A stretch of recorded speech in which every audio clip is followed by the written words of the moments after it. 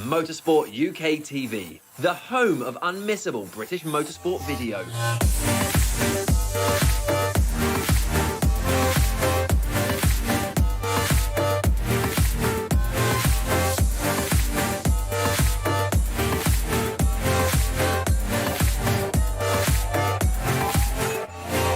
Bringing you all the action from the British Championships.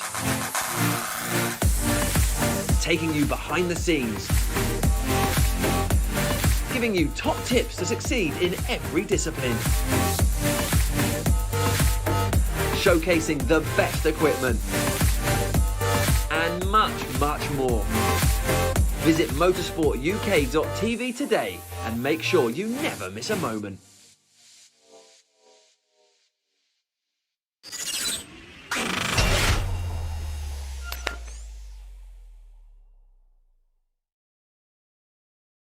Well, welcome along everyone to the brand new season of the British Formula 4 Esports Championship as we get ready to get things underway in West Kingsdown in Kent. The site, of course, which saw the finale of the 2022 Championship where Luke McEwen took the title, as well, of course, as being the host of the real British Formula 4 finale next month.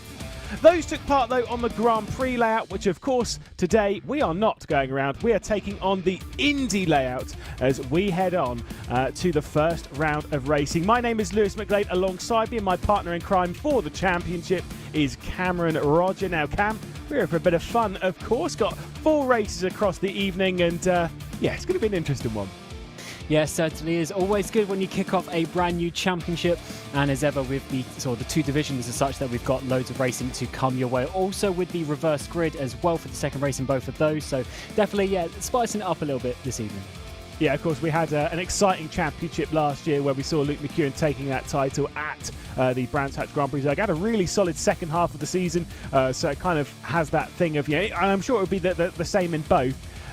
Getting a decent qualifying under your belt and just finishing somewhere inside that top 5 in the first race and keeping out of trouble in those second races. We'll take a look at the format for the evening as we'll begin with the Formula 1600 Esports Cup. We'll discuss a little bit more about how this is going to work and the prize for it as the evening goes on. They're under qualifying conditions at the moment. They've just begun on that before we get into 2 15-minute races. There'll be a reverse grid for that second race, and between those we'll be getting our first Formula 4 race as well. It'll go Formula 1600, then Formula 4, then Formula 1600, then Formula 4 before we get through to the end of the evening. Should be a fun one, and something nice and different for us to deal with, Cam, isn't it?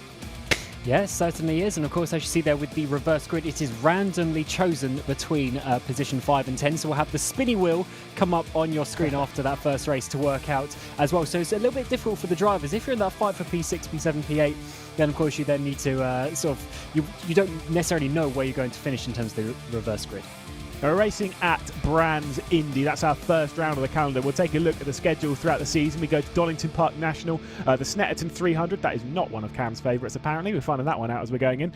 Alton Park International, which is a little bit different. It's a bit more high speed, throwing it around the big hairpin round there. Silverstone Grand Prix, Knock Hill, Donington Park Grand Prix, and then Brands Hatch Grand Prix to round out the season. As to be honest, it really should. We're beginning things here at Brands Indy, Cam. It is potentially my least favourite circuit on that calendar. I'm not a huge fan of Brands Indy. You may not like Snetterton, but this is not my home.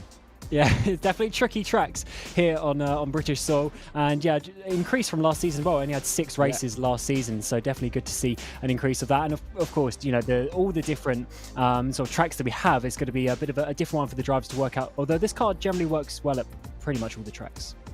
Indeed. So West Kingsdown in Kent then, Brands Indy. We'll take a little bit of a look around the circuit, riding on board with one of our Formula 1600s. Tricky little track, obviously not very long. They used to do this in reverse back in the ye old days on motorcycles when it was basically just a dirt patch.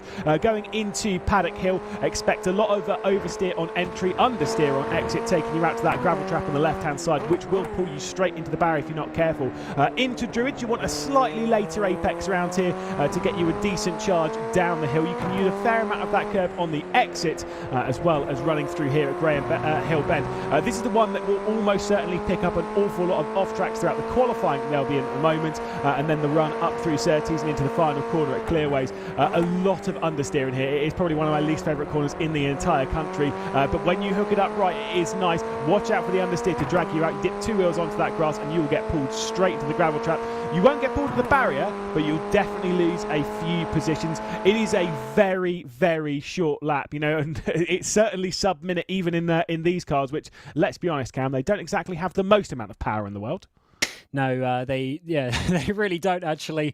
But 116 horsepower in these cars, so they're going to have to use the momentum of the car very well. And considering there's only 4 corners on the track, really, then it's going to be very tight in qualifying. Every little mistake, every little slide is going to be so close. And here are the standings as it sits, and already the top 14 within half a second, just proving how close it is. Yeah, Zero Zambra is the driver who we're looking at here in the number 78. Hashtag no bias, but represent. Will come across the line, but then kind of everything just gets thrown up into the mixers. Everyone's kind of out on circuit. It's a lone qualifying session. Jason Cooper is the one to improve into second place there. And I've got to say, 400 of a second around here is actually kind of an age. It is such a short lap, being only 48 seconds long. If you've got that stranglehold by that kind of margin, that's a really solid effort. Yeah, it certainly is. And yeah, you're right. When you get to the upper echelons and you're going for every last thousandth of a second, 42 of them is actually quite a lot. You've got to get your braking right. You can see the amount of changes of steering wheel direction they do, especially on the entry of the corners. Obviously, not much grip, not much downforce in these cars. You've got to use every single bit of road and try and have the perfect line. It's certainly very difficult. There's a couple of improvements there. Williams up into the top 12. On board with McFarquhar into the final sector. Ooh, using a lot of that curve on the left-hand side. That I'm not sure will be particularly fast. You can see how long they were scrambling for grip coming up towards the exit of Surtees. You don't really want to hammer that curb too much. I'm sure we will see quite a few people hammer it in the race, mostly courtesy of them going side by side up towards that section. Just as a bit of an FYI as well, when it comes to this session, they only, whilst it's a lone qualifying, they only get 4 laps in this session, so they don't get an unlimited amount of time to hammer them in around Brands Hatch, which, I mean, you know, normally around here, if that were the case, we would see them out on circuit for the entirety of the session, knocking in lap times constantly. Kind of makes you wonder if the tyres get better as the stint goes on, as they kind of like come up to temperature, meaning we might see some decent lap times coming in the latter stages qualifying. But quite a lot of drivers have already basically done their 4 laps already. Yes, certainly. Some of them will be done for the session. They just got to wait and hope that no one improves on their lap time, as Stevakowski there comes across the line. And unfortunately, he's just in 24th place. Hope they're jumped up into the top 8 as well, just 2/10 off pole. As we're now seeing Badger come around that final corner, just about a second off pole position as it stands in P23. A long run to the line, though, so you've got to hope that you got a good exit and just wait and wait and wait and go up the gears and try and get yourself an improvement. Across the line, P23 as it stands, and no, he's going to stay there for now. Going to actually move up into 13th. Just call that one. It was actually a bit of an improvement. 3/10 off of the pole, and a whopping margin position-wise to the front of the field. The only driver yet to go out in the session is Andy Shield, by the way. 25th position on the road. Sorry, correct myself. That is an admin, so we will not talk about that. As Stepanovsky will come across the line. I believe that might be the last lap time in the session from them. Might actually have another one. If not, is basically just tipping... just getting some extra little practice in, but I think we've got one more. Yeah, just as you say, maybe the extra couple of laps, because the racing is going to be so close around here. It's going to be difficult to make the passes as well. Not the longest straights in the world, of course. They are fairly long in these low horsepower cars. So definitely the racecraft is going to be quite a big thing around here. And any last thousandth of improvement you can do, or sort of getting more comfortable in the car, that's going to really help you in this race. As we're getting around the final corner, this potentially will be the last lap of the session. Still a couple of minutes left, but all the laps done from these drivers. Yeah, there is one who actually does have a lap time left to go. Henry Moore, actually, our pole sitter. That was done on the 3rd lap and bailed from it. So I think well, technically, I don't think you'd be able to do the time, but it's only registered as 3 lap times counted within the session. But it does seem as though Moore will secure the pole position for the first Formula 1600 race of the season. So solid effort there, but taking it by a comfortable margin, a few hundredths of a second, Cam. And yeah, if you, like I say, if you're taking that kind of margin around a Brands Hatch, that's pretty comfortable. But racing around here, especially in cars like this, so low downforce and all that, it's basically just going to be a lot of pack racing. Oh, it certainly is, and I'm sure the slipstream will actually be quite a big effect, especially down that front straight. But I mean, I'm just looking at some of the gaps between the drivers. There's literally a few thousandths between every driver as it goes down. About 44 thousandths just separating the top 3, for instance. So close between these drivers, and they really need to, just find a way past their opponents. But the important thing is, it's 15 minutes. There's a lot of laps around here, especially what we're under 50 seconds a lap. It's going to be something like 18, 19 laps for the race. So you've got to have actually a bit of racecraft about you as well, a bit of strategy going into it, and when you want to start making those moves forward. And of course, this, by the way, just if you're tuning in and you're panicking a little bit, being like, wait, where's the British Formula 4 side of things? That will be coming up later on. This is the support category to it. So we're doing one of these Formula 1600 races, and then we'll be moving into the first qualifying session of the British Formula 4 Esports season, obviously followed by the first British Formula 4 Esports race of the 2023 championship. So that will be coming up after this race. And like I say, I'm looking forward to this. It's something a little bit different. Obviously having a support category to it. We didn't have one last season. We did have it in the season finale, the All-Star Cup, which was an awful lot of fun, but this is something different. And of course, Cam, the prize for this, for the top 2, is winning a seat in the British Formula 4 Esports Championship next season, having a fully funded seat in the British Formula 4 Esports side of things, which is pretty cool. Like to have that support series and a step up into that, which kind of can be a little bit out of reach from your everyday sim racer. Yeah, it definitely is a little bit exclusive in that way. We've got so many top teams, and obviously a barrier of entry with the entry fee as well. So getting that as a prize is certainly a really good one for these drivers. They're all racing as independents as well, so they're sort of just battling for themselves to see what they can do to try and get into that championship next year. We'll take a look at the starting grid for the first Formula 1600 race. Henry Moore will start this one from pole position alongside Jason Cooper on that front row. Zero Zambra will start from 3rd, with Adam Tompkins starting from 4th place. Martin Vilk will start from 5th, and Isaac Phelps inside that top 6 on the first page. Every single one of our drivers qualifying within a second of that pole time. Roddy Smith will be starting from 7th with William Hope, hoping for a better result than 8th. Dana Moore in 9th place with Ollie Whittle in 10th. Edward Hope in 11th place with Sikorsky starting from 12th. Jack Badger, we saw the final qualifying lap from them. We'll start from 13th position with Caulfield in 14th. Crispin Williams on the 8th row of the grid alongside Matthew Crisp. Connor Scudo and Cameron Knowles will start from 18th. Inside the top 20 with the final couple of positions, Oliver Ettridge and Mac McFarquhar will start from 20th. Aaron Mensah, certainly a name that we've seen a few times, with Jordan Groves starting from 22nd place. 23rd for Brandon Loden. And of course, the final position on the grid being Aldrich Stepanovsky. Should be a fun one though. Obviously 15 minutes onto the board and a tough race around Brands Indy to begin the season. Cam, prediction very quickly. Who's going to win? More from pole. Cool. I mean, it's kind of a wild stab in the dark for all of us. I'm going to go against it just with the front row, though, and go with Jason Cooper. Waiting for the final ones to jump onto the grid before we get to that first race of the season, before we get it underway. There should be an awful lot of fun. I don't know what we're expecting, Cam, when it comes down to that first corner, but I'm sure it is going to be hugely, hugely dramatic. Yeah, not much of a braking zone there, so look for people trying to sweep around the outside, but of course the gravel is there to catch you if you push it a little bit too fast. And of course, first race of the season for everyone. Let's see how this goes.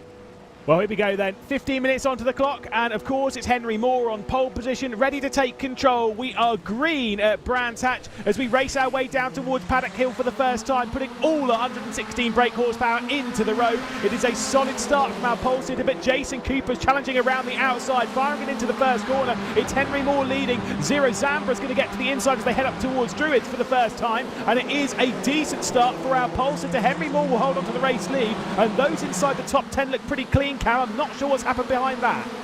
Yeah, they certainly are side by side in the background as drivers try and work their way into that single file formation, but these positions are certainly going to be very important from third place there. Cooper has a bit of a run up through 30s, that side by side, not often going to see that between the two of them. This is going to give them a bit of a lead for more as they start fighting. In the background there's that Tompkins going off. Yeah, Tompkins, I think there was almost contact, was actually maybe a little bit scared of getting on the brakes, courtesy of how close Isaac Phelps was behind the rear end, heading into that final corner, going straight on, just 2 wheels onto the grass, and that is not conducive to good braking. Plenty of side-by-side behind the top 4. You've got VLK and Amor. There's a big one, though, for Jason Cooper. I've cursed him, apparently. Yeah, certainly is real today. Going to Paddock Hill Bend, just going a bit too wide on the entry, and unfortunately losing so many places, dropping down to about P16. A few other drivers maybe getting past him in towards Druids as well. You see everyone taking that opportunity. When you see a position sort of gap open up, you have to send it in there in a type of racing like this. And this is going to be really, really difficult for Cooper. He's now got to try and find their way back through all of this. And trust me, this circuit is not easy to overtake at. It's a really tricky one. 1v1, it's not too bad, but when you're coming along and trying to fight your way through a pack, it is almost impossible to work your way through. So yet another lap complete. Henry Moore will be our race leader from Zero Zambra. Isaac Phelps, Ronnie Smith, Dana Moore as well behind all of that, but Ronnie Smith is actually going to work their way into third position. So Ronnie Smith's having a great start to this race. Certainly is. He needs to defend now in towards Druids. Those very tricky break-ins. I know you can actually break really late in these cars. They're taking so much speed for the sort of the power to weight that they are in that car, but it seems like he's working his way forward. He needs to now try and catch down Zambra if they're starting to battle ahead. Oh, who is that going around? VLK. He's gone round outside the top 10 now, and he's going to be dropping way down to the back of the field. Yeah, and the worst place to do it as well, because you've got to wait for everyone to go through to get back underway, and unfortunately Martin Wilkes actually dropped back to 23rd position. The only person behind is Brandon Loudon, who's actually had a really terrible start to the day. So not ideal there, but ideal up here. Race lead. Zambra's going to go for a move around the outside. It was at least closing in the slipstream. Was looking for something. I get the feeling that that Henry Moore is going to be under a fair amount of pressure as Hope's had a problem. Edward Hope is dropping down the order. That'll be at the first corner as well. Oh, already seeing quite a few drivers having some problems. Yeah, maybe a slowdown as well. Just add insult to injury. That's too wide, though, for the number 11 machine. And that is another position loss. As Cooper, on his bit of a return from his spin earlier, is having a good time getting back up into that 13th place. As I said, more spins, so 3-4 cars going around as coming towards Graham Hill. Yeah, Scoodle is one of them. So Connor Scoodle's around, also being joined by Aaron Menzer, who's also had a problem. So both of those will drop back behind Martin Vilk. Here comes another look for the race lead. Henry Moore hanging on to it at the moment. Zambra's going to go to the outside, will drop back into the slipstream. I think with that move over quite early, you were seeing this quite a bit on the start-finish straight, that Zambra's moving over to the left-hand side of the circuit, the right-hand side of the shot, quite early on that. I think that's to get out of the slipstream, not looking to go for a move straight away, but goodness me, is getting very close to Henry Moore going through Druids. Yeah, if they start battling, then the gap is going to close down behind. What they want to do is they want to get to the last sort of 5 minutes or so with a huge gap behind them so they can have battles. It's all changed outside of the top 3. Smith has dropped down to 5th place. Amor now up into 3rd. Phelps dropping down to 4th. Great battles here inside the top 5. Yeah, I think there might have been a little bit of a mistake out wide. Ronnie Smith went. You've got side-by-side behind that as well between Hope, that one being William Hope, and Owen Whittle as well. Crisp's had a bit of a problem and has dropped right the way down the order. That side-by-side continues behind all of this as we see them funnel their way into the first corner. Whittle will get past William Hope in that first corner and up now into 6th position. Plenty of little battle packs in all of this as Amor will try and hang on to the final step on the podium. But of course, ladies and gents, we are only 4 minutes and 30 seconds into the first race of the Formula 1600 season, so there's got plenty more action yet to come. And Edward Hope's dropping down again, now into 20th place. That's another 5-6 places lost, potentially going off the track again, unfortunately, for Edward. That's a couple of spins he had in the last couple of laps, and that is just going to be dropping you down. It's so difficult to come back up one position, let alone 3, 4, 5. But he's going to have to get back up. Points only for the top 10 as well, remember. The standards of FIA points system 25 all the way down, side by side along the front straight. Yeah, another look for the race lead from Zero Zambra was really that is getting closer and closer to actually going for a serious look into the first corner, as Ronnie Smith might well be having some slight connection problems, but is still going to work their way past Phelps. So Isaac Phelps dropping back now to 5th position as Dan Amor is starting to pull away ever so slightly. A little bit of concerns for that grouping behind, and now they're starting to think, maybe we need to get our foot down. Ronnie Smith, that name rings a bell, Cam. Is that one of the drivers that took part in the Rocket Racing Star British Formula 4 competition that we did like last year, like earlier on in the year? Yeah, I believe so. And I think Jack Badger was in there as well. So a couple of drivers on the grid, certainly getting in with the British F4 side of things. They're having a battle up towards Paddock Hill Bend. Side by side is going to be Smith is on the outside. Is he going to be able to hold on though? Phelps coming up the inside nicely, making that move. But you have to hold it down to the apex so you don't let your opponent have a run. Up towards Druids, which is what Smith is going to do. On the brakes, he's going to be on the inside line. He's going to have, and well, way later on the brakes, he's going to take that position back. Yeah, certainly so. So nice little battle happening between the two of them, but it's not conducive to good lap times. But I will say there was a tight battle between all of those behind for about sort of 7th place, which has dropped now 3 seconds arrears of this fight. And look who's at the front of that. Jason Cooper is the one who's at the head there. Isaac Phelps having a big slide going into that final corner. That will delay them massively on the exit and could well open up a decent move here for Owen Whittle at the first corner. Yeah, we haven't mentioned Whittle yet in this race, but that is a potential top 5 right ahead of them. And look at that battle, the big gap behind, and the huge battle that's coming behind them if they don't keep it too clean. But look at this battle in towards Paddock Hill Bend now, and that is Cooper in that white and blue cars, moves up the way of all of these drivers. Hope is there in the background, but of course a huge send from Sariski in towards top 9. Yeah, a decent little move there into 9th place. William Hope will be the next target for Sikorsky. Williams obviously now dropped back behind, although I suspect that very brightly liveried from the 1600 will try and find the way back through in the fairly near future. There's Jason Cooper now in 7th position in that white and blue car at the head of this little train. Obviously had some issues earlier on after starting from the front row of the grid. Frustrations abound, but of course after this, there are 7.5 minutes left to go, so fair enough. We will be doing the spinny wheel and finding out where these drivers will be starting in the second race later on this evening. So, maybe and that's between 5th and 10th. So, if you're running in 7th, your odds are pretty good to get reversed decently. You'd hope so, but the spinning wheel can do incredible things. And sometimes you'll be in that P7 and be like, yes, absolutely guaranteed, but no, it'll be P5 that time around. And that's all actually quite a big thing potentially for the championship, because if you can start in P1 and get a nice clean start, you're pretty much guaranteed a podium if you have some decent pace compared to the carnage that can ensue in a reverse grid race. But what we saw there with Hope, actually, did you see he was using the sequential shifter, not the pedals? I like that one. It's a bit more authentic to what this car would have. Yeah, I don't actually know what this car would actually have. Would it be a stick sequential? Surely not. We had one back at college back in the day, and it was manual actually. But that was obviously one that was like 20 years old. Maybe these more modern ones have sequential. I actually have no idea. We're very. I know obviously the Formula 4 is 5 pounds on the back of the wheels. I don't know with these though. But yeah, no, it's an interesting one. I mean, there is something about like a stick. I've always said it before.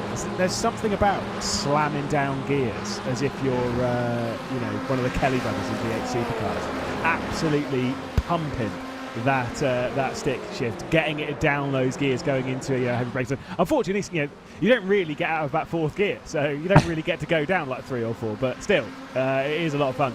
At the moment, though, still Henry Moore, 6 minutes left to go in this race. Should be around 8 laps left of racing. We ride on board with Ciro Zambra. There is going to be a few opportunities. Almost going Marc Marquez there with the leaning into the corner. Very focused. Yes, certainly. Look at the concentration on his face, really. Actually looks quite calm, though, to be fair. And looks like he knows what he's doing. He doesn't look like he's been over-aggressive trying to catch down. So I wonder if it is what you said a few laps ago, maybe they're just trying to sort of keep themselves in a nice two-way battle, because obviously Zambra has full control of that. If he starts getting drivers up behind him, he's got to look in his mirrors at the same time. So for now, it's working out really well for them to have a battle in the final few laps. But it's a cat and mouse game now. When is he going to go for the overtake? Because he's sitting so close behind, surely Moore's going to get a little bit comfortable. At some point, Zambra's going to have to send it. 4-speed H-pattern, by the way, is what we're being informed from the YouTube chat. So thank you. But there we go. Now we know. Let's see if there is going to be a move this time from Zambra. Look to the inside.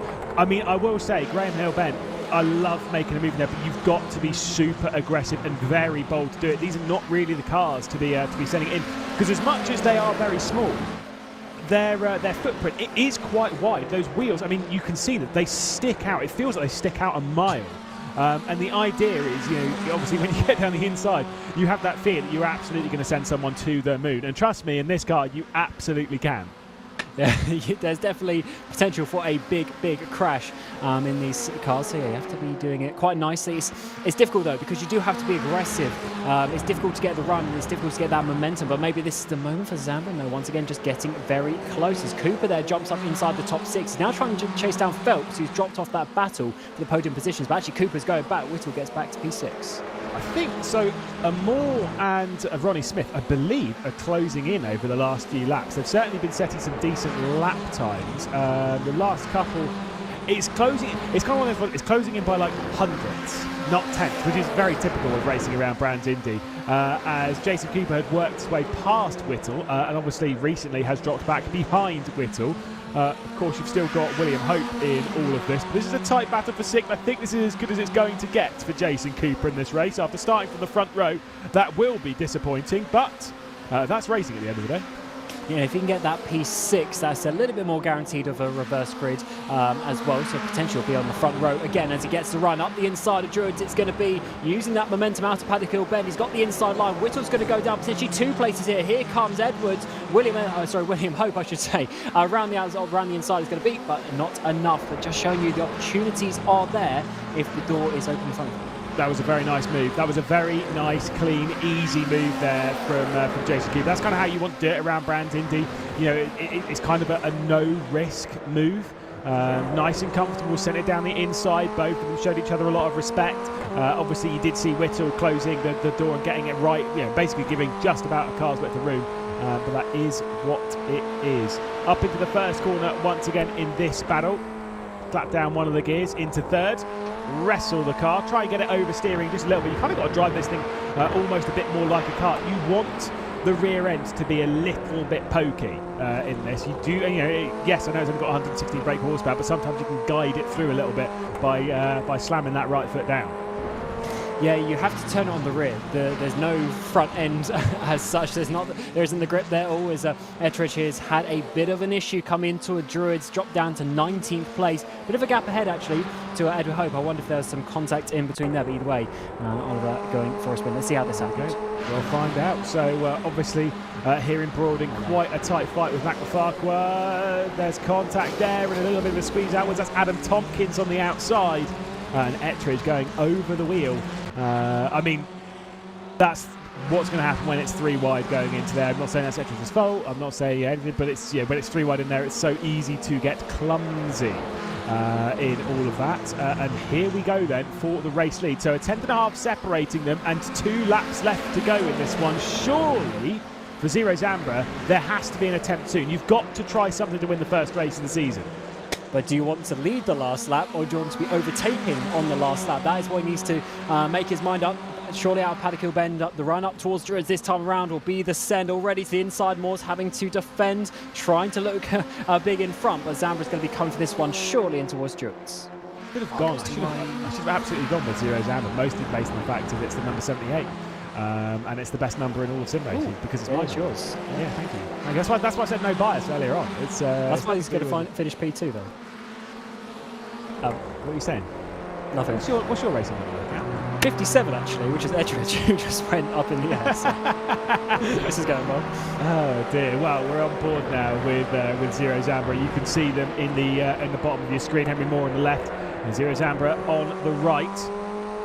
And here we go then on to the final lap of the race. Henry Moore is going to be leading, but where is the opportunity, Cam? Where can Zero Zambra get through? Surely it's got to be the braking zone in towards Druids, but this first break point is maybe on the send up the inside. It's going to be for Zambra, side by side between the 2. Contact on the outside as well. No, that's brilliant between the pair of them. There was just about room between them. That is fantastic. Zambra with the inside line coming into Druids. There is definitely contact now. Zambra sent it in deep coming into Druids and now will take over the race lead. Henry Moore has to settle for second position as he comes down the hill towards Graham Hill. We've got a couple more corners left to tick off. Out wide, picking up one of the off tracks, the 1Xs, which I'm sure if you've saved them in your locker, now's the time to use them. Side by side up towards Surtees. The outside line being taken from Henry Moore. Joining in the fight is Dana Moore as well as they head in through that final corner, putting the right right foot down. It'll be a drag race up towards the line. The number 78 of Zambra just about has the advantage, but the outside line has got the power. It has got the speed. As we come towards the line, it's going to be a photo finish for the first race of the season. There is nothing between them, and as we cross the line by 12 thousandths of a second, it is Henry Moore taking the first victory of the season. It does not get closer than that, Cam. No, absolutely does not. 1/10 covering the top three as well. Awesome battle there on the final lap. And Moore somehow on that outside line of clearways had the momentum, had the run up towards the line despite being on the outside of that curve. Amazing defense from him. And Zambra gave everything, but just not quite enough. Awesome stuff though. Ronnie Smith finishing just behind them in P4. Truly, honestly, incredible. Great race between them and a really good attempt there from Zero Zambra. Was patient through all the race, and that kind of showed why they didn't go for a move earlier on, didn't send one in too deep earlier on, because the side-by-side really brought the others into the mix. Dan and Moore was there knocking at the door potentially for a race victory, but alas, it was our pole sitter taking the first victory of the season. Should be a lot of fun in the second race as well a bit later on, Cam. Obviously, we'll have to do that one from a little bit further down the order. Yeah, of course. We need to see what the reverse grid number is going to be. Between 5 and 10 will be randomized, and that will be the number that obviously gets swapped for the second race. Here we go then. What's it going to land on? Who's going to be starting this one from pole position? Looks like it might be 7. Is it going to tease us and just be 5? It is going to be 5, which does mean that Jason Cooper is actually going to miss out starting from first. So, sorry. Isaac Phelps will be starting the second race of the evening from pole position. So, very, very interesting indeed to see what Phelps can do from that spot, or whether Henry Moore's going to take another victory. Here are your provisional results of the first race of the season. Henry Moore taking the victory with Zero Zambra and Dana Moore rounding out the podium. Ronnie Smith and Isaac Phelps will be the 5 drivers rotated for the second race later on this evening after the first British Formula 4 race of the night. Jason Cooper will finish in 6th position, will start the race in 6th position after starting this one from the front row. Owen Whittle, William Hope, Crispin Williams and Adam Tompkins rounding out the top 10. Dana Moore, by the way, was the one that set the fastest lap of the race on that charge down of the top 2 on the penultimate lap of proceedings. Mac McFarquhar will finish that one in 11th position. Jordan Groves, Daniel Coffield with Cameron Knowles, Martin Vilk with a couple of issues earlier on, was actually running very highly inside the top 5. Matthew Crisp will end up in 16th position with Oliver Ettridge behind, Aaron Menser, who we saw a couple of spins from, and Franek Sikorsky. Connor Skudel, we saw another one of those drivers that was backwards at Graham Hill Bend, which did bite a few of our drivers on the grid. Those being the final in the top 20. The final 4 runners in the race will be Stefanovski in 21st, Edward Hope in 22nd, with Brandon Loudon being the last driver on the lead lap. Jack Badger would drop 2 laps throughout the proceedings of the first race. A lot of fun, that, Cam. Yeah, that was awesome. I think we're going to be, of course, seeing the battle like that continue, but that is certainly a really good opener, actually. A few too many crashes in the first couple of laps, but then it calmed down and we had some really, really nice battles. Certainly so. Well, I believe we'll be joined by Henry Moore in just a second. Obviously, we've got to do a little bit of awkwardness behind the scenes, but that's fine. If I can do so, we do have Henry Moore with us, and let's have a little bit of a conversation about that race. Ty went across the line there, mate. Yeah, got the pulse up a bit. Happy to get the win, though. I thought I was gone when I saw him go wide at the last corner on the second last lap, but he just managed to catch up with the toe, and he's obviously a good driver, so that's that, but I'm happy with the win.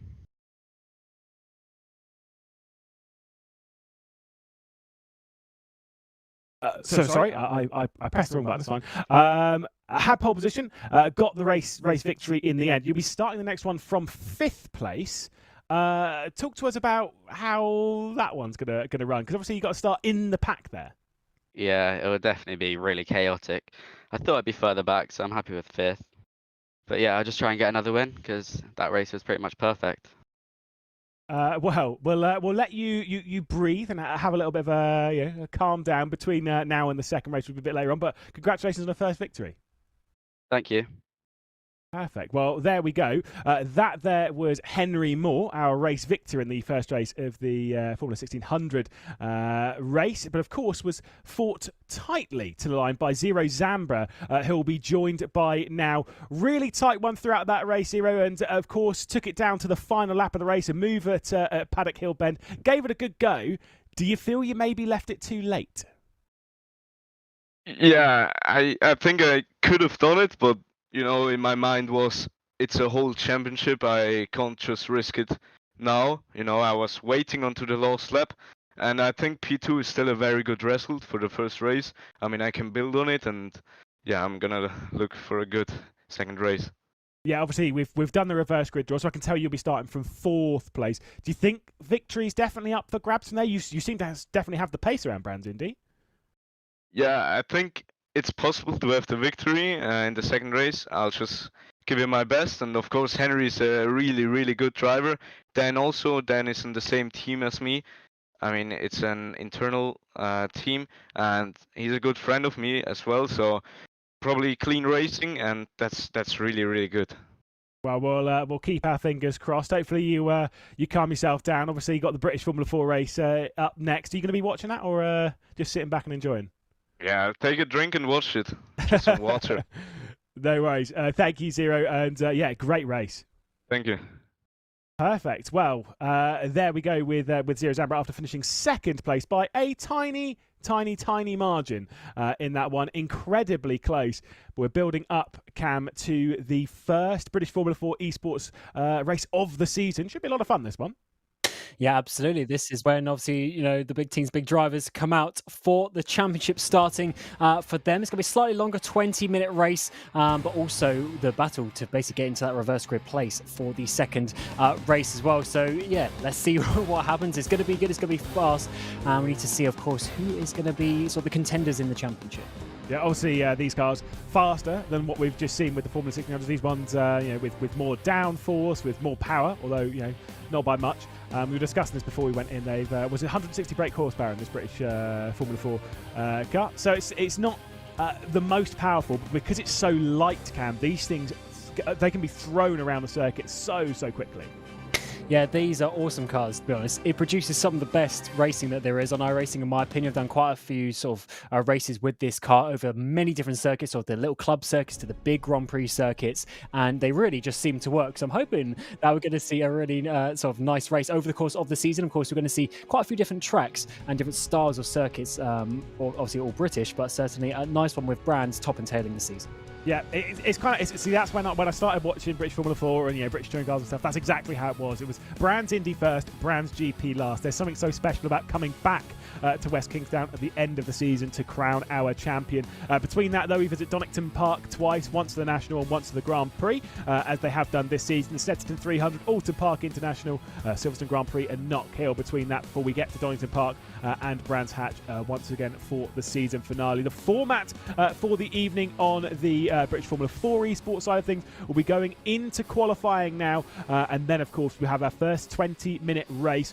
Then we'll have our spinny wheel once more to decide the grid for the second race of the evening for British Formula 4 esports. That will be the last race of the evening before we round things up. So you can see there on the right hand side the prize is £3,000 will go to the team's champion, 2,000 to the runner-up, and 1,500 quid to third place in the team side of things. But for the driver's point of view, for Luke McEwen last season, we'll be looking to take a grand by winning the championship for the second consecutive year. 750 for the runner-up position, and third will get 250. It's a great little track, this one, Cam, and I mean, that's not my opinion, that's the driver's opinion, but that's fine. But in these cars, it's so much faster.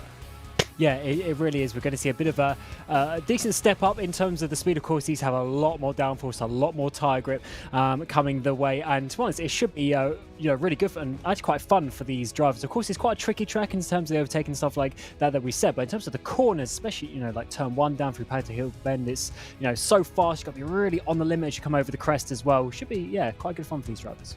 Let's take a look then. This time on board with a British Formula 4 car, a little bit of a view around the circuit. So coming through that final corner once more, and you can already get that vibe of how much faster this car is comparatively to what we've just seen from the Formula 1600s. Really throw it in. Let's listen in. honestly a little bit of a dab of the brakes going into that first corner, down into 4th gear before heading up the hill. These ones definitely flappy paddles, down from 5th into 2nd, going into Druids. Again, you're looking for that late apex. You kind of want to stay off that curb on the inside, and then here into Graham Hill. You can just about get away with touching the right-hand side on this. There's like a little bit of a mesh there where the grass is. You can get away with touching that a bit. If you go too far onto it, it'll pull you straight alongside and potentially spin the car around into the final corner. They go through surges and clearways, and then again the understeer will take effect. This is where we potentially expect to see yet another drag race up towards the line. Exactly what we expect from the Brands Hatch Indy circuit. Fantastic, short, small, quick, exciting. To be fair, if it lives up to the hype of that Formula 1600 race, then I think we're in for a barnstorming race here to open the British Formula 4 Esports Championship. Yeah, we certainly are. Some top level drivers. There's countless drivers here in the sort of 8K iRacing range, some sort of 8K, 7K as well. Proper top drivers around here, and of course some World Championship licensed drivers in the form of Marino Sirico as well. So yeah, awesome drivers here, and I think it's going to be a really nice championship. Yeah, and if you want to look at high stakes iRacing World Championship drivers who can take victories and stuff, look no further than Matt Emery, by the way, who's in 15th place, most recent winner. A little bit earlier on, I think it was last week, isn't it? But either way, I will say when it comes to results, when it comes to qualifying, of course we did have the season last year, which of course was won by Luke McEwen, who is presently on the pole position. The driver that had back-to-back pole positions to end the championship, though, was Peter Berryman, who could be close to sealing a 3rd consecutive pole position, just with these two a lot further apart. That Caruana across the line, who had a tumultuous time last year, moves up into 2nd position, ended up 10th in the championship, did not have a particularly good run, mostly courtesy of a lot of retirements, definitely had the speed to compete towards the front. Yeah, I think retirements is going to be the big factor in this. Of course, you have a couple of races every evening, so that's 16 races over the course of the championship. But you can't afford a few bad races. It's certainly going to be a big one. There's some big laps coming in, though. Berryman went to pole, but it's actually been Josh Ladd who takes that back in the number 2 machine. Yeah, Josh Ladd took the first victory of the season last year before kind of having a decent season. Didn't finish any lower than 6th last year, but of course ended up runner-up in the championship. There is Gordy Much, who I've had the joy of chatting with quite a few times this year, including around here actually. Bumped into him around Brands Hatch, and he said he was very excited for this championship. There is Peter Berryman in the Stormforce Racing Apex Racing team car. Of course, Apex Racing team having quite a few fingers in quite a few different teams across the British Formula 4 Esports Championship, but Berryman will be into the pit lane, and I do not believe it will be a 3rd consecutive pole position, one to end the season last year and one to start the season this year, as we can see Tobias Olsen now, who's a driver that I've known for well over 10 years, which makes me feel old. Thank you. Yeah, and I was commentating on him in the E-Racing Liga the other day. He was, which is in the same car. Yeah, it's the same car. So he was basically sort of using that as a bit of practice for this as well. And he was doing very well, actually. Got pole position that time around, led that first race. What is he going to do in that number 9 machine as he comes across the line? Can he put it up towards the top? Where is he going to sit? Oh no, P16, but 3/10 off, so not too far off, but around here, that's quite a big way. Yeah, when you go 3/10 off and then you see yourself move all the way up the timesheets to 16th, you're like, oh, could it get any worse? Most drivers, by the way, have completed their lap times within the session. There are a few going around. Daniel Parent-Smith and Daniel Cibula will be the last 2 out on the circuit, who have a couple of laps left to go. We're looking at Cibula here, who's in 24th. Daniel Parent-Smith is 1 position ahead. Now that's a man with style. Look at those glasses. That's sick. I love them. Can he see out of them? No, racing not. I mean, to be fair, he's half a second off pole position, so maybe he's losing a couple of tenths from them. Only wanting to be on camera for the pure bounce, clearly. I respect that. It's more about the style than it is about the speed. Drive after my own heart. Yeah, I mean, there is a certain person that I know likes racing in a full suit as well, sometimes at the final race of the season. So the drivers do. Yeah, there's some chitch every now and again. Oh, yeah, no, of course, yeah, no, okay, no, sorry, when you said full suit, I was like, racing suit? Does Dennis Lind do? No, like a work suit, like a businessman suit. No, yeah, exactly. No, and he wore that tie to perfection. That is not a good line though from Daniel Cibula. Despite having some fantastic glass on, looks pretty frustrated about the whole thing. So the jokes might be worth it, but they might be causing some frustration. First pole position and first blood of this championship does seem to be going the way of Josh Ladd, who didn't take a pole position at all last season. So certainly a bit of a move forward there from Josh Ladd, it seems.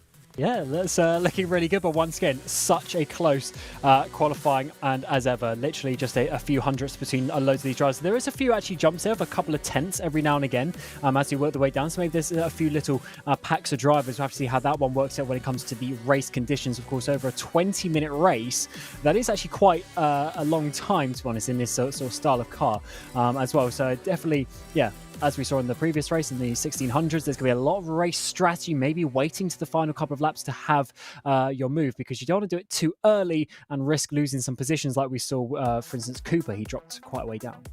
But do you think around here, though, we're kind of obviously discussing it there with Zero Zambra, and he was basically saying that he did feel that he left it too late.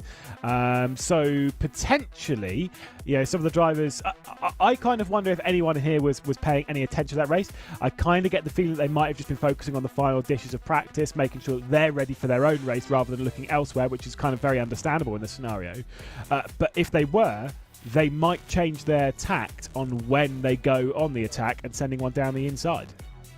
Yeah, I think it's definitely a tricky sort of one, because there's so little corners, it's almost quite obvious where you're going to be making your place, your move. But I think in terms of Zambra, what he had in that previous race was because he did it on that final lap, he had one opportunity. Sometimes you need to do it with 3-4 laps to go, and then try and work out sort of a better way to do it. The issue is then if you get to the front, you then have to be defending coming into the last lap. But what we did see with Moore is you can actually defend from the lead, which is quite important information for these drivers now coming out for the main championship.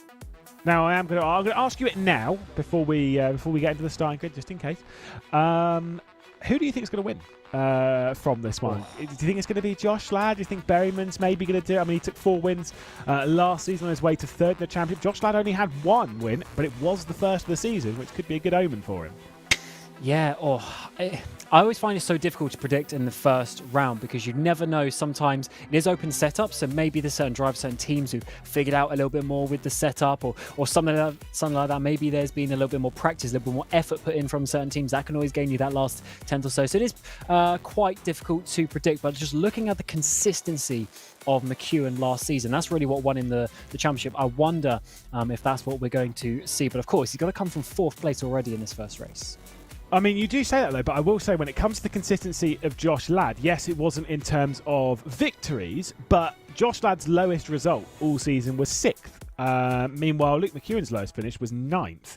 And of course, Pete Berryman actually had a retirement in the 4th race of the championship. So, the thing is, it was a tight fight throughout the season. It was mostly won courtesy of a very, very solid second half of the season from Luke McEwen. But you just never really know who's going to be taking that first victory. But of course, you'll all have to be standing by, because in 20 minutes' time, we'll have our first winner of the season. So let's take a look at the starting grid then. For Stormforce Racing Apex Racing Team, it will be Luke McEwen starting from pole position, with Aaron Vasquez starting from 2nd, Peter Berryman in 3rd, and Stanley Deslandis in 4th. I'm not 100% convinced by that. Maybe it is true. We'll carry on as is. But Gordy Much was in 3rd, so I'm not 100% sure on that one, Cam. Potentially not, but maybe this is the grid. Maybe this is how it's going to look as it stands. But yeah, I mean, obviously for qualifying, it's so tight around here. Every little margin was important, but when we get to the race, how are the drivers going to sort of take those risks? Because when you get into the race, sometimes you go a couple of % down on your pushing, and therefore some drivers' pace might differ. Maybe you get a bit faster. We were told of a penalty, but that was only for Ted Bradbury. I was getting a little bit panicked there. Here we can take a look at the first starting grid. Josh Ladd will start from pole position. Peter Berryman in 2nd, with Gordy Much starting from 3rd place on his debut in the championship. Luke McEwen in 4th, and Matt Caruana in 5th. Stanley Deslandis, of course, had a few good results, including a race win last year. We'll start this one from 6th. Moreno Sirica in 7th. Josh Poulain, driving for Freem UK, will start this one from 8th. Aaron Vasquez in 9th, and Remy Gilbert will start from 10th place in the number 52. Arvidsson will start start from 11th, and Ryan McAuliffe outside the top 10 with a few more frustrations as he had last year. Veloce VEXT with Tamas Simon will start from 13th, Alexander Davidson in 14th, with Lucas Muller and the rest of the field coming through behind, including, you can see, the Aston Martin Aramco Cognizant Esports team. That'll be one that we'll definitely be keeping an eye on through the race and through the season, because it's pretty cool to have that team as a part of the ship. What is the verdict, Cam? Who's winning? Matt Caruana from 5th. Gordy Much from 3rd. I have to say that it is biased. 20 minutes onto the clock then, and let's see who'll take the first victory of the British Formula 4 Esports Championship. Josh Ladd starting this one from pole position, Peter Berryman alongside as we race our way down towards the first corner. It is a better launch from our champion Luke McEwen, who will get around the outside and into 3rd position as they race their way down the hill. There is a decent start from our race leader Josh Ladd, but he's instantly under pressure from Pete Berryman, who's getting around the outside as they head through Druids, and there might be the number 1 filling in the mirrors as there's contact in the background. Yeah, there certainly is. Everyone seems to be actually getting through rather nicely. Oh, this is going to get very close, though, in towards Graham Hill, side by side, a couple of rows deep there, on towards this back straight. Everyone trying to find some place for their car, but it's certainly difficult to do so. There's the number 52 machine. I think that's the one that went for a little bit spin around. Remy Gilbert, that is, coming through the final corner now, onto that front straight, and everyone's still scrambling for position. Yeah, great to see GUILD Esports as a part of this championship. Obviously, it's one that we'll be seeing a little bit more in the world of sim racing as times move on. Of course, definitely one to keep a close eye on is the Pure Sims car. They're trying to get around the outside. That one being the number 55 of Alexander Davidson, now trying to get involved. This is a look further up the order. That's Ryan McAuliffe, who's had a decent start in this race, now moving up into 9th position, having to fend off Aaron Vasquez now, who's in 10th place. So Moreno Saric will be the next one. That's a big defensive move, though, from Ryan McAuliffe coming on the back stretch up towards Surtees. The inside line being taken by Vasquez. Big snaps of oversteer. This could be Vasquez going straight on. He's got to catch that car. He's certainly going to lose out a couple of positions. Tamas Simon comes through, as does Lucas Muller. Oh, high intensity racing there. That was a huge snap coming through Surtees. Managed to save it really nicely there, the Altus driver, and that pretty much saved his race, to be honest. That could have been a huge crash. Side by side in towards turn 1. Simon goes up into 9th place. McAuliffe drops down in towards P10 as it stands. They're still scrambling for position, going all over the road between the two. 3 wide almost in towards Druids. Yeah, they've got to be careful of that 3 wide, though. That little bit of a look down the inside from Arvidsson. You've got to be careful of doing so, committing that late. The outside driver will not know that you're 3 wide. As there was a bit of a pinch there from Lucas Muller for the Dörr Esports camp. This is tight racing. It is going to allow Tobias Olsen to work his way through into 13th place. So those two switching. And there was a big look down the inside there for Gilbert, and that will be our first potential retirement from the race. Isaac Arvidsson sent straight out to the barrier. Oh, yeah, that was... I feel sorry for him, to be honest. There was a huge send for Gilbert and just not enough space up the inside. It's so narrow at that part of the track, and unfortunately, contact between the two. I'm sure maybe penalties coming his way a little bit later. There's some moves up inside top 5. Los Angeles, they're getting that position. Caruana dropping down into 6th place and going on the grass even. As going to be a sort of a top 7 with Poulain on the back of them pulling away. Now, I said the Apex Racing team have a fair few fingers in a couple of pies this season. Of course, the Stormforce cars that run 2nd and 3rd, and the JHR Developments cars that run in 4th and 5th, all being run by the Apex Racing team camp. You can see the leader of their faction there, if you want to classify it there, on the right-hand side. That is Peter Berryman. Josh Ladd on the left, our race leader, the runner-up in the championship 12 months ago, as he'll now try and hang on to the race lead. But that Apex Racing team pressure is starting to build heavily on his shoulders, and Deslandis is going to move out to Caruana. Oh yeah, a little bit of a gap forming with their battle, so they need to be careful that these top 4 are starting to get away. But yes, certainly a nice move there from Caruana's 16 machine to get up back into that P5 where he started on the grid. It's a lot of laps around. It's about 28 laps it's going to be for the full race, so just got to keep going at it and just keep. It's so sort of just high intensity that these cars are so fast. The laps come at you quick, the corners come at you quick, but you have to stay calm, you have to stay cool, and certainly Josh Ladd at the front looks pretty calm in that webcam. I was talking about GUILD Esports, by the way. I noticed that Seb Hawkins has appeared in the YouTube chat, so he's definitely keeping an eye. Obviously, he's keeping an eye on his team. The one that he is presently managing, of course, you'll know Seb Hawkins from Williams Esports, and has done a fantastic job of bringing GUILD into the world of sim racing. Unfortunately, it's not going quite so well for them, nor is it going well for Tobias Olsen, who has lost the rear wing. Aaron Vasquez is one of the ones that's been into him, and it's all kind of fallen apart a little bit for the Swedes. Yeah, that is a bit of a shame for them. And that contact looked like it was really early. It must be in the braking zone of Druids. Don't often see that one. because generally it's a little bit later. You see a bit of a dive. Let's have a check back to see how this one happened. Yeah, so this is Tobias Olsen coming through the foreground shot. You've got the Dörr Esports car there. I think that is Lucas Miller behind. So that's Vasquez who's on the... there's nothing that Tobias Olsen could do. And to be fair, Vasquez was just trying to save the car. He just awkwardly came back onto the circuit. We'll see on board with Tobias Olsen. See what happens to Vasquez here. So actually there was contact. That is very unfortunate and very sickening to see, unfortunately there. So it will be a double retirement to start the season for the Sim Race Sweden Esports team. That is a huge shame. Yeah, it really is. In decent positions, but unfortunately that happens sometimes. Some other people's crashes get in your way. And as you said, Lewis, Olsen couldn't really do too much. His lad is having to defend up the inside, Berryman to the outside, in towards Paddock Hill Bend. You can use a lot more speed, a lot more momentum around the outside to get the run, get the switchback up towards Druids. It's going to be sweeping to the inside to try and defend that one in towards Druids. He's going to have that inside line. Can he keep it down to the apex? Yes, he can. Nice defence from him. Yeah, I'm surprised that Luke McEwen's actually remaining this close, but of course we'll be in close communication with Peter Berryman, the two Stormforce ART cars running in that second and third position. This is a look backwards from Josh Ladd, and you can see that menacing number 50 really tight to the rear end. They've got a little bit to work with here, because obviously Peter Berryman, Luke McEwen and Gordy Much will all be in communication to a certain degree, and will all be kind of basically playing to let's try and make this a 1-2-3 for our little group here. But Josh Ladd knows how to get it done, knows how to win races, won the first race of the 2022 campaign, looking to do it for the second consecutive year, as here comes the move to the outside from Pete Berryman.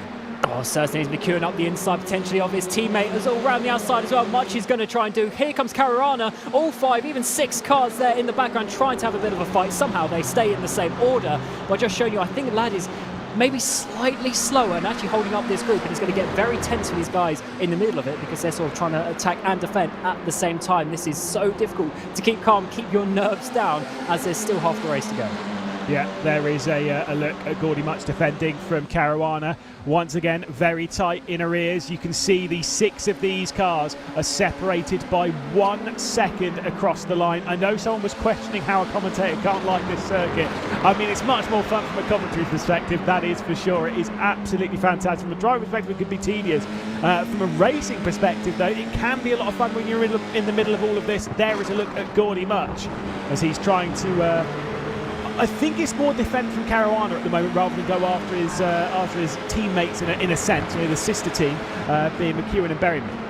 Yeah, a couple of tenths makes a huge difference here, and as you see, he's going to drop back by a car length or 2, and that could be just enough to actually start looking in your mirrors. Caruana sitting there pretty nicely in 5th place, hasn't really challenged up towards the front, as once again Ladd has to do a huge defence to the inside there to not let Berryman get down the inside. But so far, Berryman hasn't found a way past. Of course, there's a little bit less desperation at this point because there's quite a few laps to go, but you never know what is going to happen. Berryman could send it down the inside. Ladd there making a little bit of a mistake going up onto the grass, onto the gravel on the inside of Druid, so definitely he must be spending a lot of time looking in his mirror. Yeah, obviously locked a little bit the front right as well coming into Druids. It is so tight. Genuinely, any one of these 6 can take victory in this race, and to be fair, with any more drama, and I wouldn't even rule out the likes of Moreno Sarica, who's not exactly too far off the rear end of this, and you can see is closing in, so there might be a little bit more up for offer for the Williams Esports camp. Here comes a look to the outside from Pete Berryman. He's trying it this time into Paddock Hill. Will he go for the up and under? The answer to that question is no. Will Luke McEwen make his way through? Champion with the number 1 on his car will send it to the inside of his teammate, will potentially come through. To be fair, he just kind of has to at this point. There's nothing he can really do. Pete Berryman is sat there being like, well, do you know what, actually, mate, off you go, get on with it. So McEwen will head into second place, and the top 2 in the championship in 2022 will now get to go toe-to-toe once again. Yeah, sometimes it gets a little bit more awkward. It is actually safer for everyone to make that move. It's a little bit weird how racing works sometimes. The number 1, number 2 machine going at it, ironically, as you say, for P1 and P2 in this race as well. Ladd defending to the inside once again. Here's McEwen trying to get the run up towards Paddock Hill Bend. Now he's ahead of his teammate. He's got a free run to try and go for this lead. The issue is to have to look in the background as Caruana drops down to 6th place. DeSantis gets him into turn 1. Yeah, the JHR by 29 Esports car will make his way through, and then we'll drop down the order. It's a disaster for Dislandis, of course. Had a pole position, a shock pole position last year, and a victory at Knock Hill. And unfortunately, this round has completely unfurled for the number 77, who will drop all the way back down to 22nd place. the frustration you can see on his face immediately. And top 10 are the ones who gets points as well, so that's a huge, huge loss. And even if he makes up a few places, he's not getting any points at all. Crazy, how quickly these races can swap around. Let's see, up the inside of Caruana, he's got his teammate actually potentially just up ahead of him. They're going to be going side by side. Caruana onto the gravel, has to come back on the track, and contact is made in the process. Yeah, you can potentially say Caruana moved there. Also, you can say that maybe Deslandis wasn't giving enough room. We didn't really get, a look that I would like to judge from. And thankfully, I'm not a race director, so we don't have to get that view, so I don't have to make that judgment, thankfully. But Caruana getting into a little bit of contact there, something that he could probably ill afford. Looking for a decent season here is Caruana after a few frustrations in 2022. Here we go then, a look overhead to see if McEwen's going to go for anything at turn 1. He'll get to the outside. We're halfway through the race. Defensive line continues to be taken from Josh Ladd. He pulls it up to the apex brilliantly, and the Williams Esports car's going to defend comfortably down the hill. Well, much all the way around the outside as well. Got to be looking 2 battles there in towards Druids. Looks like 2 ART cars he's going side by side. This could be awkward as much dives it down the inside potentially. No, it's actually in the background. Going to be a huge send there up the inside. Caruana goes wide. It's actually Sarika who's getting involved with this. We haven't spoken about him much so far this race. He's now on the back. Poulain also coming around the outside of him through Surtings. That's a huge move. Around the outside is now going to be in towards that final corner, but Sarika will have the inside line and should hold on. That's a brilliant attempt from Poulain, who obviously was representing Team Fordzilla last year. Now getting involved in the mix, will be the 7th in this train for the race victory. Ryan McAuliffe also closing in, and I kind of get the vibe will join this fight before the end of the race, dragging potentially Tamas Simon and Lucas Müller as well. There could be 10 in this train for the race lead. I've always kind of said that there was a bit of a magic number last season of how many you could have in this fight, and it was 6. If you have more than 6, and it tends to split into 2 different groups, I wonder if that will happen on this occasion, or whether that rule does not exist this season. You can see Moreno Sarika there on the left-hand side, fending off a lot of pressure from Josh Poulain. Certainly is, and I think you're right about the number 6, because you end up having these sort of mini battles, and then obviously when you battle you slow down, so generally you lose 1 or 2 drivers off the back of the train slowly but surely over the course of the race. But what we aren't losing so far is Ladd in that lead. He's just fending so well, putting his car in the right position, and even with all the pressure behind, he seems to be making all the braking zones and not making any major mistakes as it stands. The issue for him is that this pressure is going to go on to the end of the race, and he needs to do it even up to that final corner, which could be all important in this battle. The battles also continue further down. Gilbert, one of the guys who spun around a little bit earlier. Oh, look at all these cars trying to go side by side into towards Surtees. Yeah, you've got the Pure Sims car there of Davidson getting to the inside, trying to send it in, losing out to the Guild Esports car of Gilbert, who get to the inside. Obviously, there's been a bit of contact for Gilbert through his race. They're all fighting for the final position outside the point, so it's all basically just for pride in all of this. But still, Matt Emery, of course, wants to hang on to that position, as will all of those behind. They'll want it. Benedict Hitz will make his way through into 13th position, side by side behind all of that is Abrams, who's going to try and get around the outside of Vasquez as we head back up into this. So Gordy Much has dropped back now behind Matt Caruana. Caruana making some moves. Here's my pick for the win. Maybe a little bit too far, but still 7 minutes left, so he's got some time. He's slowly been working his way up. He went down to 6th, now back up into that 4th place. The issue is he's got 2 teammates up ahead, all having some issues there. Oh, that's huge damage there on the front left of Hitz, I think that is. And unfortunately, further contact there down at Graham Hill Bend. You could potentially say that Benedict Hitz has had quite the hit in that. Badumtish and all that, but that's a big shame for all that. We'll take a look at a replay before I think something's happened up towards the front. We'll look at that in just a second as we'll see around the outside. The Hitz just kind of turns in a little bit there, to be perfectly honest, and they all kind of come together, so maybe a little bit naughty. Let's take a look as well a bit further up the order, as Berryman was involved in a potential incident in all of this. So a bit of a look to the outside there of Josh Ladd. Berryman going into the first corner. Caruana firing his way through into the rear end of Berryman and sending him round. That is naughty from Caruana. Yeah, certainly is. I know everything's tight. Everyone's sort of checking up a little bit, but that is big gambles. Actually, we're getting some battles now for 2nd place. This is Gordy Much on the inside. He's got the red stripe on his car, trying to get up into 2nd place. He was down in 6th at one point, and now it's all changed up towards the front.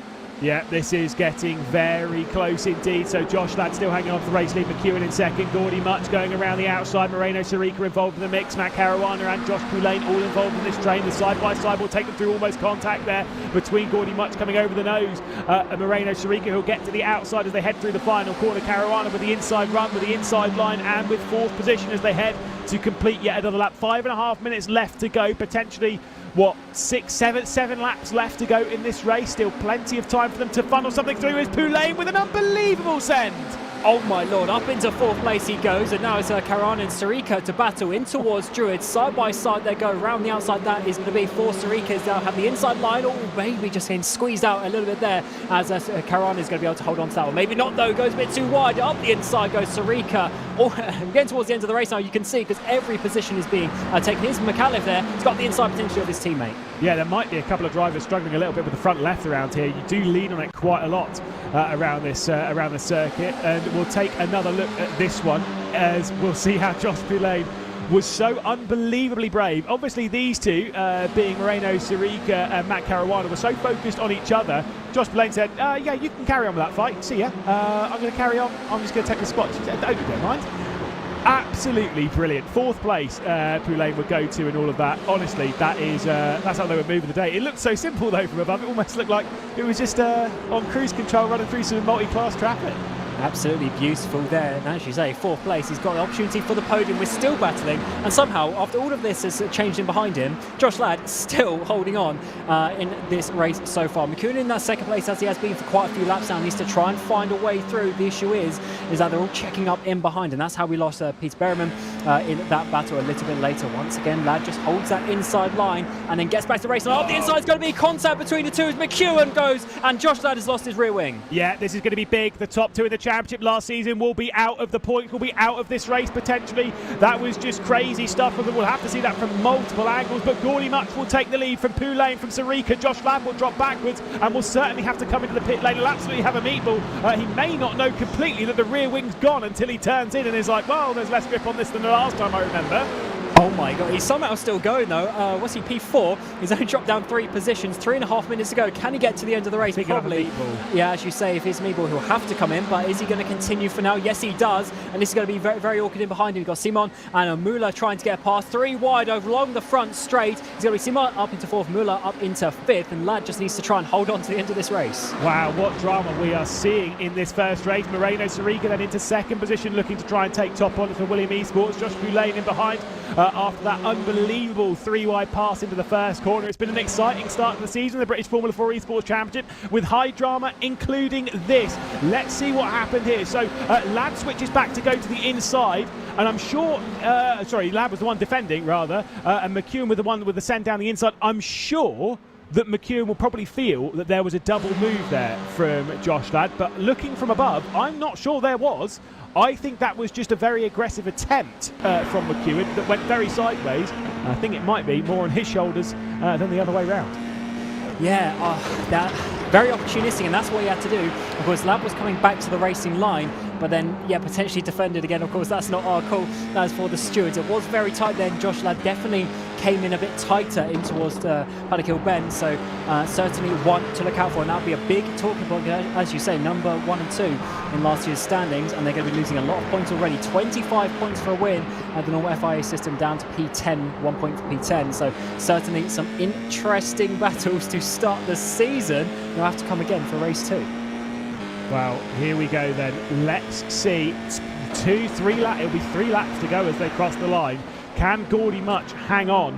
Mostly do me proud just because I picked him and to prove the commentator's curse is a load of rubbish.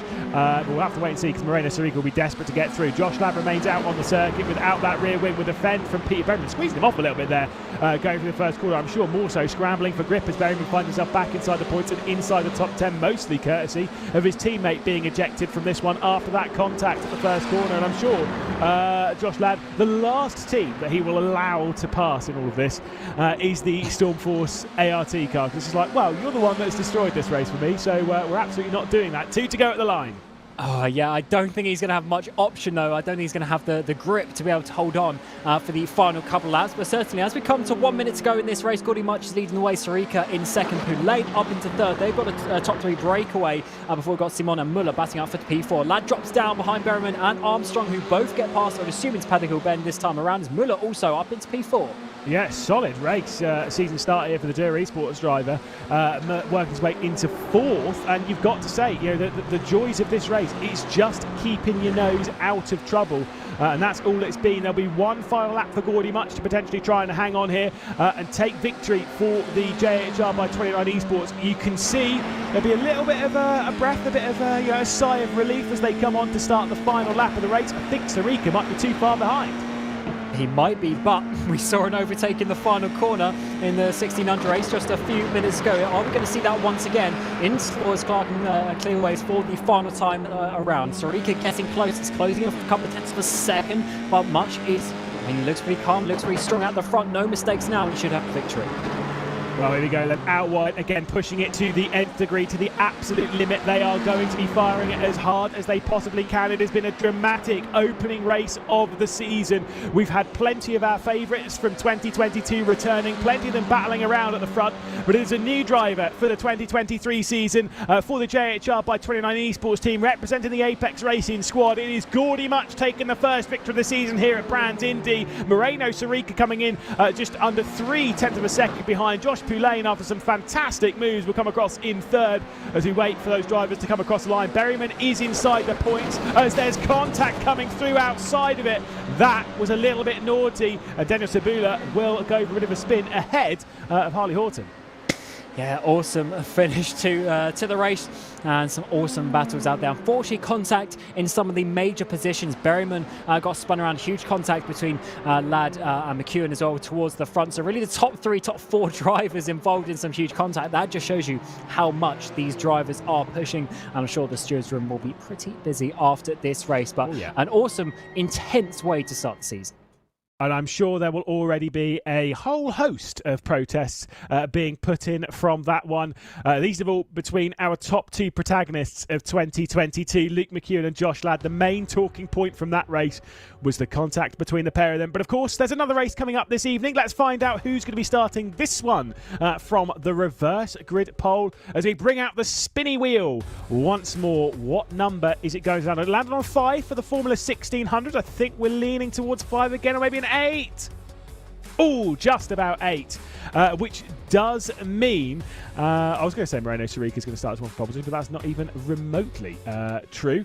It will actually go the way of Remy Gilbert, potentially, but of course very much provisional in all of that one, Cam, as you can see the results from the race. Gordy Much finishing victorious in all that. Will start the next one from 8th place. Moreno Sarika and Josh Poulain in 3rd. Lucas Muller in 4th. Tamash Simon for Veloce VEXT finishing in 5th. Ryan McAuliffe, Matt Emery, and then Remy Gilbert finishing in 8th place for GUILD Racing. He'll start the next race from the reverse grid pole position, meaning Peter Berryman, despite that work to get back up to 9th after issues earlier, will have to start the next one from 9th as well. James Armstrong in 10th for the Free UK team as well. The last driver inside the top 10 and the last one scoring points. Manuel Biancolillo for the Aston Martin Aramco Cognizant Esports team will finish that one in 11th. Josh Ladd down in 12th, but without a rear wing, still managed to get across the line in that 12th spot. Alexander Davidson, Duncan Hoffland, Carl Chase, Rachel Concoli, the only driver representing Prismatic this evening, I believe. Brandon Abrams for GUILD Racing, as well as you can see Alvaro Moreno and Harley Horton. A bit of an instant there at the final corner for Horton. And of course, Matt Caruana down in 20th. With a lot of other people's paint on that car. Daniel Sabula in 21st, returning into the pit lane on the final lap of the race. Luke McEwen, the series champion, ended in the barrier Paddock Hill before retirement as well from Stanley Deslanders. Ted Bradbury had to start from the rear of the field and will have to in the next race anyway. Benedict Hitz, Daniel Parent-Smith, Aaron Vasquez, Tobias Olsen and Isaac Arvidsson. Unfortunately for the Sim Race Sweden Esports teams, both finishing down the order as retirements to the list. We will be getting some interviews, of course, from our top drivers from that race. Least of all will probably be Gordy Much, because after a fantastic performance from Gordy Much throughout that race, you got to say he's got to be fairly sweaty and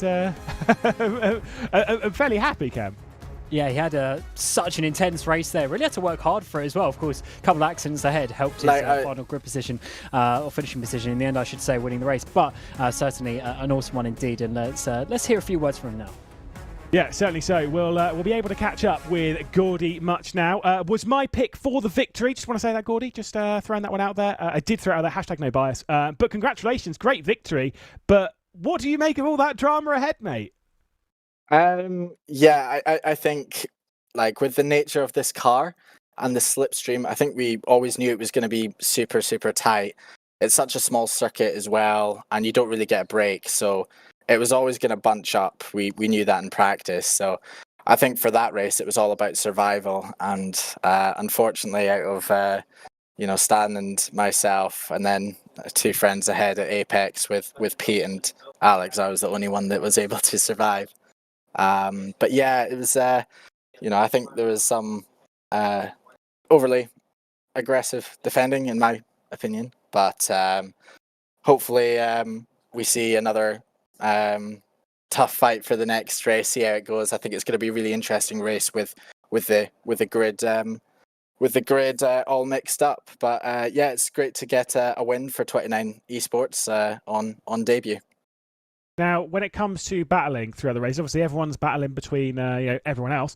You're having a battle between quite a few mates. You were saying it there. Obviously, the Stormforce drivers, they're a part of the Apex Racing team. You're a part of. How is that? Because we did see quite a bit of side by side between you and your teammate, obviously Stanley, between Luke and Peter as well. Is that really tricky to kind of like almost like navigate without one, overtaking and slowing everyone down, and also without making contact? Yeah, absolutely.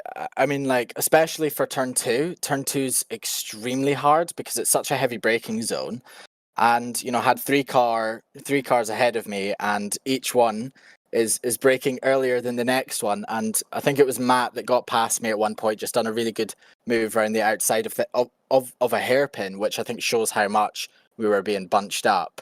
But in that case, there's not really much you can do. You pick a line, you stick to it, and you hope that you've chosen the right one. But yeah, it's extremely tricky to judge. And of course, with these cars, as soon as you nip the front wing, you're in a whole lot of trouble, because you're just not going to have any front end for the rest of the race, and that's pretty much race over.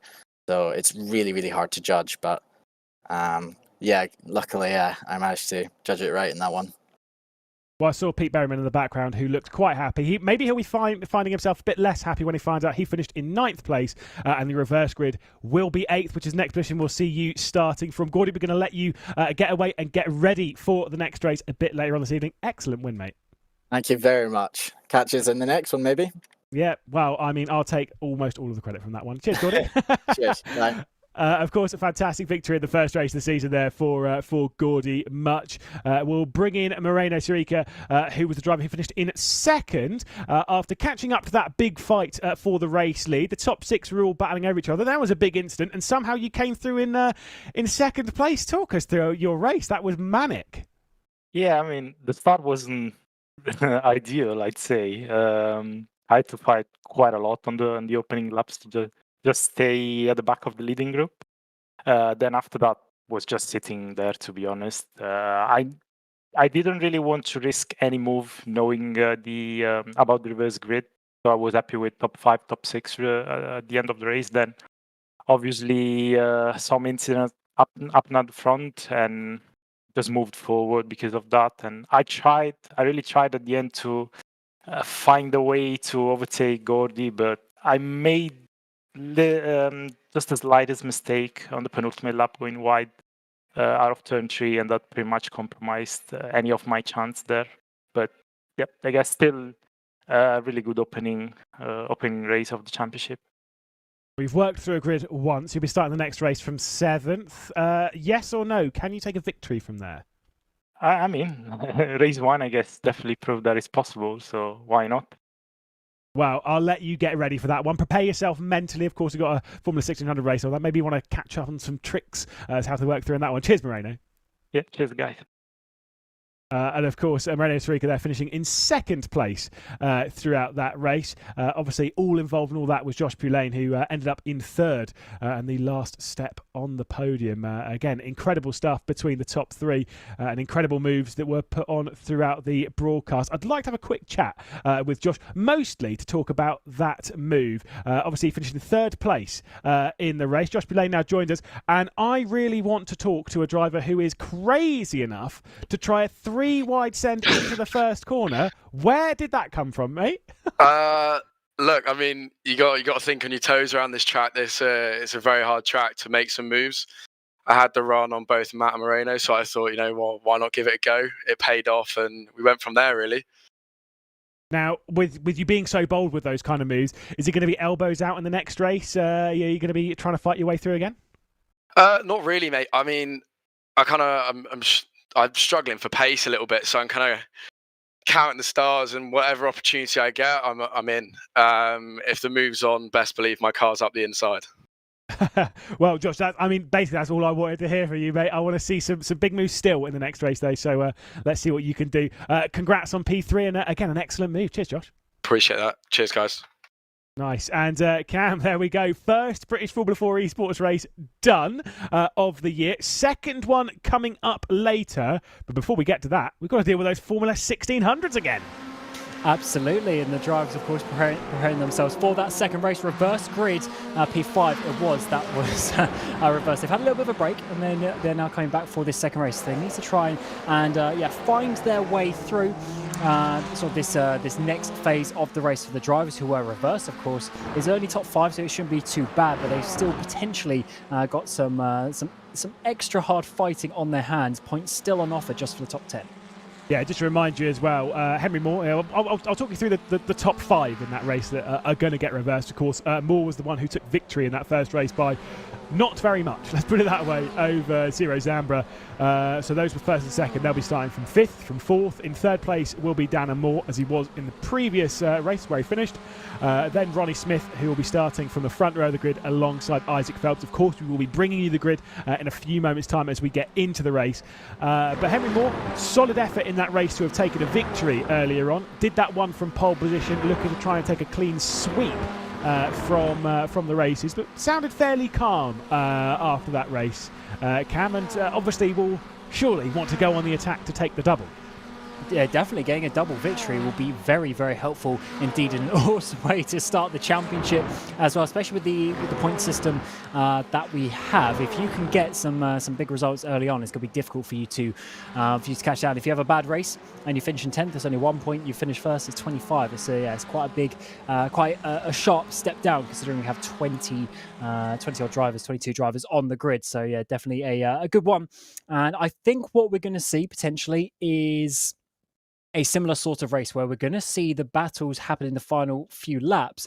But are we going to see Lewis then wait to the final lap this time around, or are we going to see those moves coming a little bit earlier so you actually have a bit more opportunity to get past? Well, based on what we were hearing from Ciro Zambra there, I think that at least if Zambra gets the opportunity earlier on, we'll go for it. Maybe not, 1 lap from the end, maybe a couple of laps from the end, still not going for it too early, but maybe trying it a couple of laps early, because they did say that he felt that it was a little too late in the day to have gone for that move.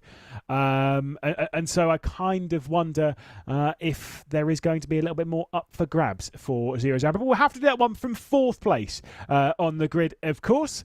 We'll have to do it on 3 other drivers, one that isn't Henry Moore. We'll take a look at the starting grid then from the second race of the Formula 1600s. Isaac Phelps will start this one from the reverse grid pole alongside Ronnie Smith, Dan Moore, Ciro Zambra and Henry Moore being the drivers that have switched around in the reverse grid, of course. Jason Cooper being the one that started on the front row. We'll start this one from 6th. Owen Whittle in 7th place. William Hope in 8th, with Crispin Williams, Adam Tompkins inside that top 10.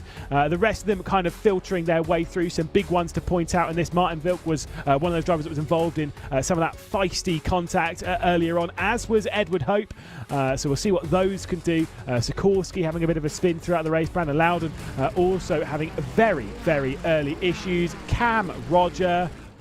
Can Henry Moore do it on back-to-back races, or are you going for someone else? I'm going to go for Zambra. From 4th place, he looked very aggressive. He looked like he knew what he's doing, and I think he's learned from the last one. Well, let's see as we get underway in the second race then. The firing of all cylinders down into that first corner. Zero Zambra looking to try and go for the race lead, or at least trying to take over third position straight away into that first corner. Isaac Phelps with a decent launch. Dana Moore up in the second position on that race start as well. It's been a bit of a poor one from Ronnie Smith, who's going to drop back even further positions as there are more moving through on the inside. He's had Cooper there coming up into 5th place as well. Nice couple of positions jump for him in the first couple of stages. Smith once again just blinking a little bit. Hopefully he'll be okay. Side by side he's going to go in towards Stacey's, but also side by side for the race lead. Can everyone avoid contact? Whoa. No, one of the cars going way off. Hopefully they come back and rejoin nicely, and it seems like they just about have. Whoa, there's a big flipper in the background though. I think that one might be Tompkins. Mensa is the one that we were looking at there. Oh my goodness, that is a huge moment there from McFarquhar, and unfortunately a bit of a flip in that final corner as they're all side by side in the race down to the first corner. The outside line there, that was Zero Zambra, who's actually dropped back after going off at the penultimate corner of the race. Nearly contact there as Jason Cooper was receiving a little bit of a bump draft there from Ronnie Smith. Oh my god, was that Zero Zambra? Oh yes, it certainly was. Huge contacts happen here at Druids. 5, 6, 7 cars all getting involved. That's going to be a lot to unpick. Obviously something's happened there, and there's been a huge chain reaction happening at the second corner of the track, first proper braking zone, and unfortunately that has lost Zambra, who's my pick for the win. Don't think he's going to be doing that. 13th place he's dropped down to. Look, that's fine. It's fine. The commentator's curse still doesn't exist because I think already much in the previous race and he won, so it doesn't exist. It's fine. But we'll take a look at some of the replays. This is how McFarquhar went for a bit of a roll. Obviously the Constantina effect up ahead. Aaron Mensa was the one that was just trying to work their way through all of this. Sorry, that was actually Caulfield that was the one that was trying to work their way through. This is what happened to Zero Zambra and how they ended up on the grass. I'm assuming there was contact on the rear, just sent straight over the grass on the inside. That is a shame. There is definitely going to be damage on that car. And this all just kept going throughout the entirety of the corner. It looked like a race from your neck of the woods, Cam. Yeah, everyone's sort of trying to find their position, rejoining potentially a bit badly, cars spinning. When you have an accident at the front there and you have 15 cars coming in behind, it's very difficult for everyone to have that extra couple of tenths reactionary. But we come back to the front, and Moore's got the lead. Phelps in that second place. They got a little bit of a breakaway, but Cooper is coming for them, and these guys want to get that race victory. Let's see how they cover this one, but it's very quickly going to turn into a three-way battle.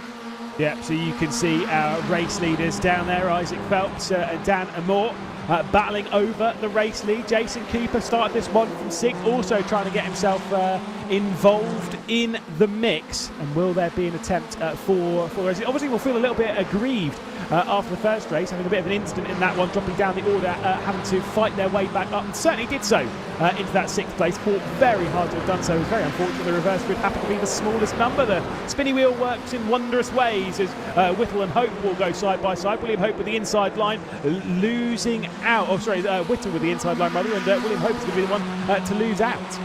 Yes, certainly, but they got to be looking because there's opportunities for more there up ahead if they can try and catch him down. Side by side, is that Cooper going for second place? Yes, it is. Gets up the inside of Phelps in towards Paddock Hill Bend, and that is a very nice move. Can he defend to the inside up towards Druids and keep that second place? It's going to be a bit tough, but he should have the inside line there. Phelps will just have to back out of that one. So Ronnie Smith closes up, almost a four-way battle for the lead. Yeah, certainly so. Really good move there from Jason Cooper. You can now see the one that's on the left of your screen, Dana Moore, our race leader on the right. And of course, was what we were discussing with Zero Zambra is the sorry, it's Isaac Phelps, by the way, on the right. Our race leader, Dana Moore, though, was is effectively teammates. As well, there is no teams competition in this. Zero Zambra and Dana Moore, they are sort of teammates. They were saying they were communicating stuff in the previous race, and so there is probably quite a lot of that going on, more than it looks. It is a driver's championship and a driver's focus in this, but that doesn't mean that you can't have a little bit of assistance from some mates. Yeah, definitely. Help is always very nicely along here. Oh, huge contact. I thought there was actually going to be further contact between the two. But they somehow continue up towards Paddock Hill Bend as the fights continue even up ahead as they're all trying to work their way in towards the higher positions. But Zambra just about manages to hold on to that one. And we saw a little bit of a look there at Cam Knowles. Unfortunately, there's been a bit of an issue in all of that. I think William Hope being one of those, dropping down the order now to 10th, trying to get back through on Cam Knowles. And there is the look. So that will be William Hope going around the outside of Cam Knowles. Wow, you cannot miss that car. That is using the same colours as the Mazda 787B, which I'm pretty happy with. That's some bright green and bright orange action Obviously, these cars are crazy different as Jason Cooper's trying to take over the race lead. Got to the outside of Danamore going through the first corner. Now trying to take it over, coming into Druids. The round the outside is not really going to work. Should be Danamore with the advantage, but Jason Cooper is here and he means business. Yes, certainly. Phelps is in the background as well as they try and get close. Three-way battle for the lead. Cooper had that run, wasn't able to make it stick. Maybe he can learn something from that this time around. Next time we come up towards Pelican Bend, he can try something a little bit different. There are your drivers on the screens. They try and find their way through, of course, into a nice place, into some nice slipstream. Cooper's actually got a good run there out to that final corner. Can he find the track position up the inside, though? It's going to be close. There is going to be another attempt here. We have got 9 minutes and 10 seconds left to go in this race. There is still plenty of time to have done so. Not even halfway through at the moment. Danamore with the inside line. The outside line is being taken from Jason Cooper. This could be the move for the race lead. It's fantastic between the pair of them, but I think this time Cooper's going to back out and maybe go for the up and under. The outside line did not work through Paddock Hill on this time, on this occasion, but he's certainly giving it a go. He needs to find the right opportunity as Ronnie Smith sat in the background in third place. Still struggling with a couple of connection issues, but still definitely not struggling with speed at the moment as Smith is trying to make his way into this fight. There is 4 for the race lead, all of them separated by a single second, Cam.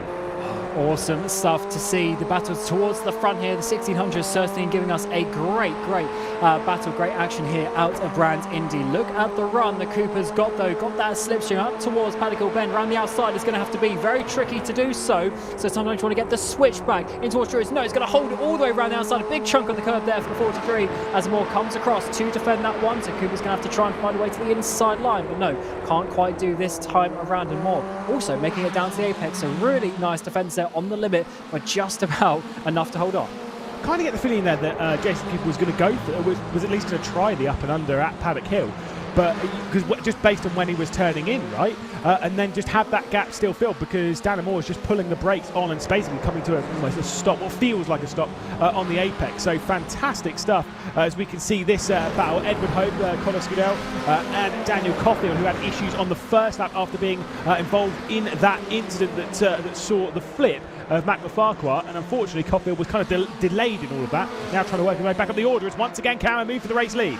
Yeah, around the outside for Cooper once again. He's got more of a run this time around. A bit of wheel rubbing between the two. Here comes Smith as well in that third place trying to get up the inside. Cooper can't find his way through once again, and he's going to have to now defend from Smith down towards Graham Hill Bend. It seems like the outside isn't quite enough for Cooper to hold on. He needs to find a way to the inside of Druid. It's difficult to do so, of course, and then he's got the 2 green machines coming in behind. Smith and Phelps sitting there rather nicely as Cooper's got all the pressure. He's looking ahead, he's looking in his mirrors. He's really in probably the most difficult position to be out of these top 4. But who's knocking at the door now? Who's that pesky blue car coming over clearways behind them and joining into the fight? That is, of course, race winner in the previous one. That's Henry Moore as he's trying to charge his way back up into this. With a bit of a delayed start. This one was kind of just trying to get through cleanly and trying not to knock any pieces off that F1600, and certainly has done so. A little bit of a look to the inside there from Ronnie Smith, the outside line being taken from Isaac Phelps, the 4 of these not switching positions, and that gap continuing to close a little bit as Ronnie Smith defending, coming down into Graham Hill Bend. It's been fantastic between Moore and Cooper, and surely there has to be an opportunity. There is going to be something on the line. We're not seeing the same patience as what we saw from Zero Zambra in the first race. Yeah, it looks like he wants to get to the front quickly, and to be honest, it's probably the way to do it actually, is to try and put some pressure, because sometimes what you can do is you can actually force the driver ahead of you to make the mistake, so you don't actually have to find a way past. It's kind of a free ticket to that race lead, and to be honest, Cooper's been aggressive all evening, and that is why he's given us some good action, why he's got up towards the front in the 2 races so far. Unfortunately, having that spin in the previous race. That is a bit of a run, though, up towards Druids this time around. A half defence there from Moore, but to Cooper, not enough to find a way to dive down the inside. So, yeah, Moore just doing what he needs to do at this moment. Cloud coverage growing here a little bit around Brands Hatch. Cooling off a little bit. That track temperature will be dropping. You can see it's 38 degrees. I mean, the last time I was at Brands Hatch was in the middle of a heat wave, and it was pretty much that temperature in well, just generally in the air. It felt like it was actually more. It was 32. The track temperature got up to about 45. Thankfully, we're a little cooler than that at the moment, but it is still quite toasty. 38 degrees track temperature. They will be sliding quite a lot, but that cloud coverage comes over, and it will drop down quite significantly. And it does change grip, especially in cars like this that are so basically they're slow. The percentage changes quite aggressively as Jason Cooper goes around the outside. This time it might work though. There's a bit of contact there as Dana Moore came over the outside as they head through Paddock Hill, with the defensive lines being taken now from Jason Cooper, who's trying to fend off Isaac Phelps, who himself is trying to get through on Ronnie Smith and try and fend him off, but no, it's Ronnie Smith still in third. Awesome battles. This is a 5-way battle for the lead with under 5 minutes to go in the second race of the evening here for the Formula 1600s. They've given us some great action so far. And to be honest, don't count more out of this one as well. He knows what to do to win a race around here, as we saw about an hour ago.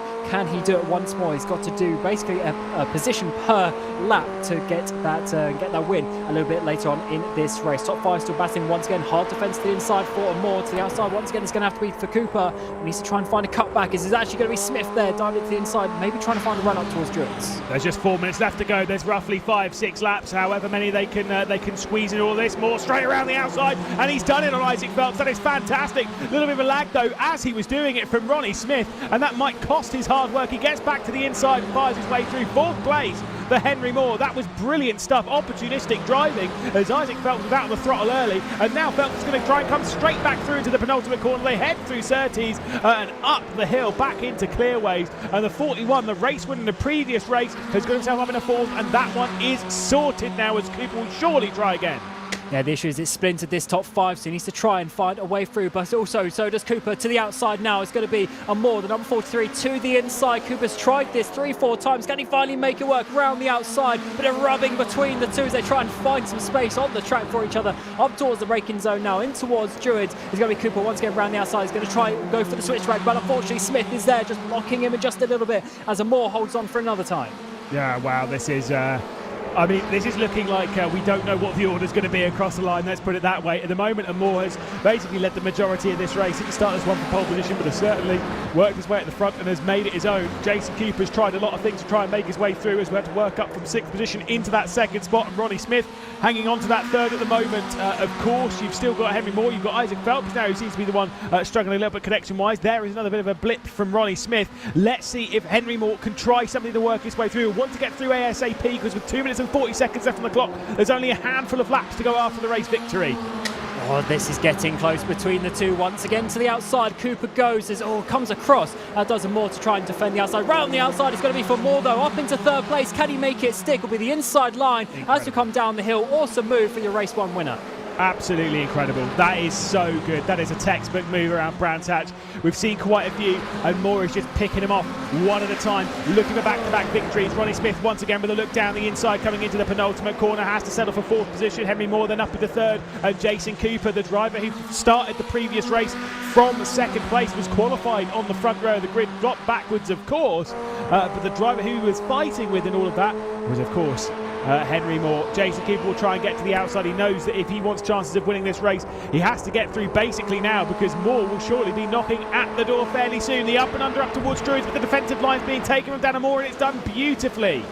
Oh, but also here comes Moore to try and get that position from Cooper, as we've got just a couple of laps to go in this race, and Moore's doing everything he needs to do to hold on. The issue is he needs to do it just a couple more times. Cooper's getting close once again, but you cannot count out Henry Moore in that 3rd place in the all-blue car. He is coming for this, but it's the blue and white car of Cooper. He's been in that 2nd place for about 10-15 laps now, and is really starting to put the pressure on. As we come to a minute to go on this lap, so 2 laps to go it will be in this final race of the evening for these guys.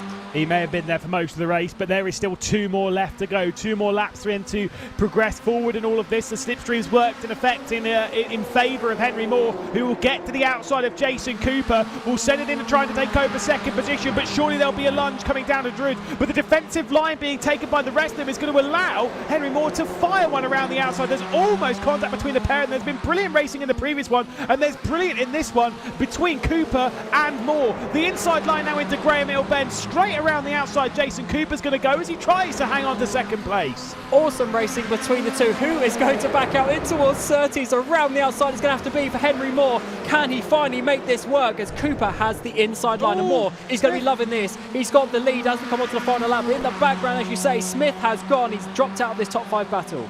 So final lap of the race then, and Ronnie Smith is no longer partaking as a participant for the race victory. He'll have to settle for 5th in all of this, but it's still some healthy points. Dana Moore, with all the fighting behind, has checked out a little bit as Henry Moore going back to the inside. The up and under not going to work there as Jason Cooper's going to take the defensive line. We've seen plenty of overtakes around the outside of Druids from Henry Moore.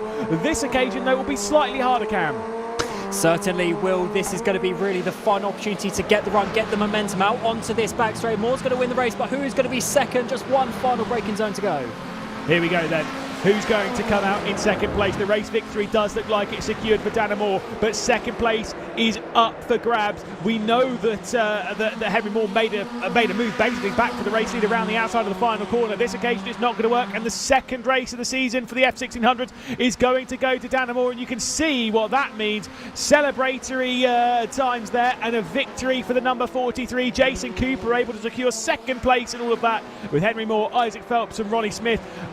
Let's just say big congratulations to all 5 of those who put on quite the battle for a race victory here in the second race of the evening.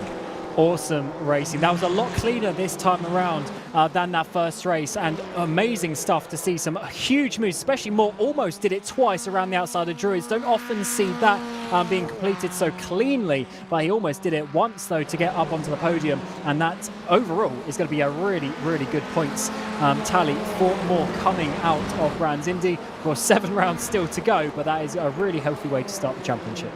Well, mate, it's going to be very hard to say and very confusing as well. But Dana Moore and Henry Moore both finished first in one race and third in the other.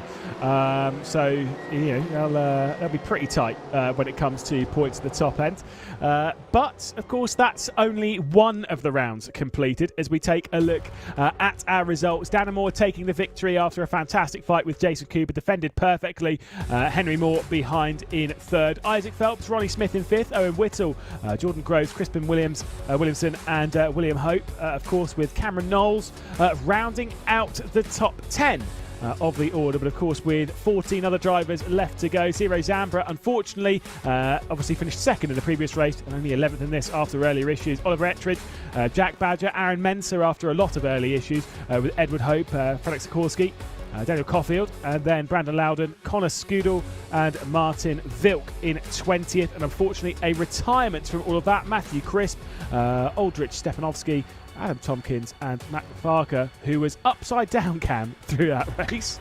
Oh, yeah, that was obviously quite a few laps ago now. But yes, he was absolutely sent flying back towards the start of the race. Just showing you how easy it is to flip these cars around. And to be honest, I'm actually surprised we didn't see a couple more than that with these literally open wheels that we have on these cars. They're really sticking out wide of the bodywork. It's so easy to sort of collect each other. We saw a lot of wheel rubbing, especially coming out of Paddock Hill Bend. So awesome battles there. And to be honest, I can't wait to see what this championship is going to do. I wasn't quite sure how it was going to work, how it was going to fit in compared to sort of the main championship. But I think it's a really good sort of undercard to it. But of course, the big thing they're all kind of fighting for, isn't it? It's to get into the British Formula 4 Esports Championship. That's what the main prize is here at the moment. And of course, Henry Moore after a victory in the previous race and a Dana Moore in this one. Those are the two that are looking fairly strong. We'll catch up with Dan Moore now. He'll be with us in the comedy booth after a fantastic victory. I mean, talk us through your race. Excellent defence there from Jason Cooper, and the final couple of laps looked fairly simple, really. Well, I mean, so at the start of the race, we had a good start, got past Ronnie straight off the start, and then Isaac Phelps was in the lead, got through on him, was in the lead, and Jason, he was, I think, P4 at the time, but he had really good pace, and I wasn't quite on there, you know, higher track temps. I was just still getting used to it with the cold tyre. I was just making sure I was completely safe, didn't want to make any mistakes. So I was kind of a little bit off the pace. So Jason, he completely drove up to us, to be honest. He was really fast. And then once he caught up, he got through the pack to second. And I kind of saw in what he was driving, you know, he clearly wanted to be in the lead and lead from the front, but I wasn't going to let that happen. I defended for pretty much the rest of the race and defended for a very, very long time and somehow kept on to the lead. Well, you got third in the previous race and then obviously taking the victory here. But it is a long season, isn't it? You've got 7 more rounds, so 14 more races. How are you going to play the season? Are you just taking it one round at a time, or are there certain ones that you're really targeting to do well at? Like, how's this all going to work for you?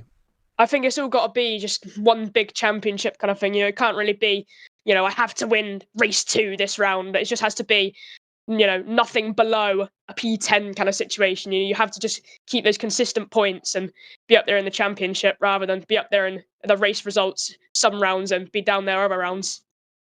Well, we'll let you get off and have a lovely evening after a fantastic victory. Cheers, Dan. Thank you very much. Of course, yes, a very well-deserved victory in all of that one. Hopefully we're joined by Jason Cooper because we've got to talk about the disappointments of the first race, of course, finishing in 6th place and having the reverse grid B5, but really showing that reverse grid doesn't mean nothing. Jason, talk to us about that one. You worked your way up, nearly got that victory, just couldn't quite find your way past Anna Moore and all that. No, Dan drove really well in that race. He knew exactly where to place the car. Unfortunately, I had a queue of cars behind me ready to pounce if I tried anything too drastic. So kept having to back out of things to protect my second place. But second after that is still a good result. Obviously, I'm a bit annoyed in the first race. Got caught out with the car in front braking a little bit earlier than I expected, and I hit the brakes harder and ended up locking up and going straight on the gravel. So that wasn't an ideal start to the evening. How is that kind of frustrating? Was the break between the first and second race enough for you to kind of calm down and get back into the rhythm with it, or how does that all work? Oh, I'd rather go straight into the second race. I don't like sitting around thinking about it too much. I just rather get on with it. Well, hopefully, there will be less frustration next time, Jason. Again, excellent drives. Getting onto the podium this time, a super effort. Yeah, thank you. Yeah, thanks everyone. Yeah, obviously turned up racing tonight. There's some excellent racing that I witnessed anyway. So yeah, cheers. There really was. Cheers, Jason. Obviously finishing second in this one, 6th in the first race of the evening. Hopefully we'll grab a little bit with Henry Moore as well, who obviously we caught up with after the previous race after taking that victory back onto the podium to make it 2 podiums in the evening. Henry Moore, how did that one go for you? You dropped a little bit off at the race stop, was able to work your way back up and challenge, at least maybe even for the race lead. Yeah, not a bad race. Start was decent. I had to go at P4. Then just got stuck on a curb pretty much and lost all traction and dropped like 2 seconds back. So had a lot of work to do. Caught back up, couldn't quite get the win, but P3's P3, I guess. How hard are these races when you're basically starting in the mid-pack? I mean, the car's hard enough to drive. Never mind when you've got loads of people driving around you. Yeah, it's a little bit of a tall order going into that one. But obviously, taking the victory in the first one, do you count yourself really as the favourite now, or are you just going to treat it round by round? No, I don't treat myself as the favourite. Just going to go, as you said, round by round, trying to win as much as I can, get podiums, stay consistent for the championship, and I'll see what I can do. Well, Henry, we'll let you breathe for one evening. Obviously, we've got one more race to deal with, but you are certainly off the hook. Thanks, guys. There we go. Another podium, Cam, for Henry Moore. After taking that victory earlier on, it was a solid effort, but we've had some great racing this evening, that's for sure. Yeah, we certainly have, and to be honest, I can't wait to see what's going to happen in his final race as well. Of course, reverse grid for the F4s as well coming our way, and Brands Indy's actually surprised me a little bit with just how good the racing was around here. Obviously, we know it's a tight track, it's only 4 corners really in terms of the layout, so it's definitely a more difficult one, but the guys have been going for absolutely every position, and especially for all 3 leads for three races we've had so far, we've seen some proper top level battles. Now the reverse grid here, though, obviously the reverse grid that we saw in the Formula 1600 was 5. That was the reverse grid position. This one's 8, which is a third of the field, and it's a tough grid. What do you think we're going to see in this? Do you think we're going to see carnage? We saw a bit of carnage in the F1600s. Yeah, so I think what we saw in the first race might actually replicate itself. So Josh Ladd was at the front, but I think he was actually slightly slower, even just by a couple of tenths, but slightly slower. And what they did was they bunched everyone up behind. And when we get this reversed 8, we're going to see, of course, drivers who maybe are a couple of tenths off now on that front row, and again they're going to be holding everyone up, and what it does is it bunches everyone up. It makes the action, just the intensity increasing all the time, because if you're the 3rd, 4th car on the train, you're coming in full speed for guys that are checking up, and all of a sudden you can get a run. And we can see what we have between the 2 ART boys, where you sort of have to overtake for the sake of not being overtaken again by the car behind. It gets very, very tricky. Obviously, Gordy Much will have to, if he's going to take back-to-back victories, he'll have to do that one from that 8th position, which will not be easy. To talk a little bit of last season, because obviously we had some similar reverse grid in that as well. no driver took victories from both races in a given round. There were a couple of took back-to-back victories, but that was second race of an evening and then first race of the next evening. Do we think that can change here, or do we think the strength of the field's too high, really, and working your way through at someone like Brands is too difficult? Well, considering in the previous race we saw the top four at the various occasions all get involved in accidents, that's really what let Goody Much get up towards the victory.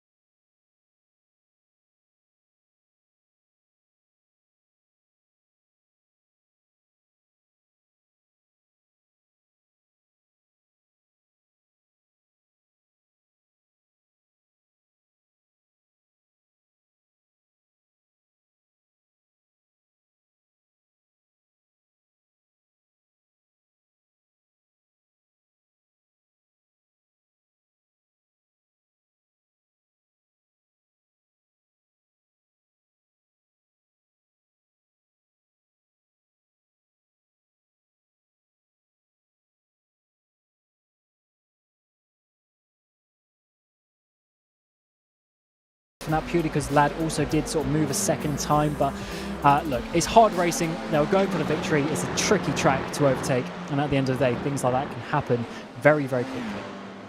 Certainly so, and I'm sure we're in for an exciting one. If anyone joined us last year for the British Formula 4 Esports Championship, you know this championship does just get crazy, and it is a lot of fun. It is a terrific amount of fun, and like I say, I really enjoyed the bits that I did last season. Obviously, Connery Maddock, who's now behind the scenes, bringing us the broadcast, was on. Paul Smith also joined, as did Will Vincent for the season finale. But now it's me and you stealing the spotlight to guide you through the season. 2 minutes before we get into the final race of the evening. Also, I hope everyone's enjoyed the support package, because to be honest, like I say, it's different from last year, but it has been rather exciting.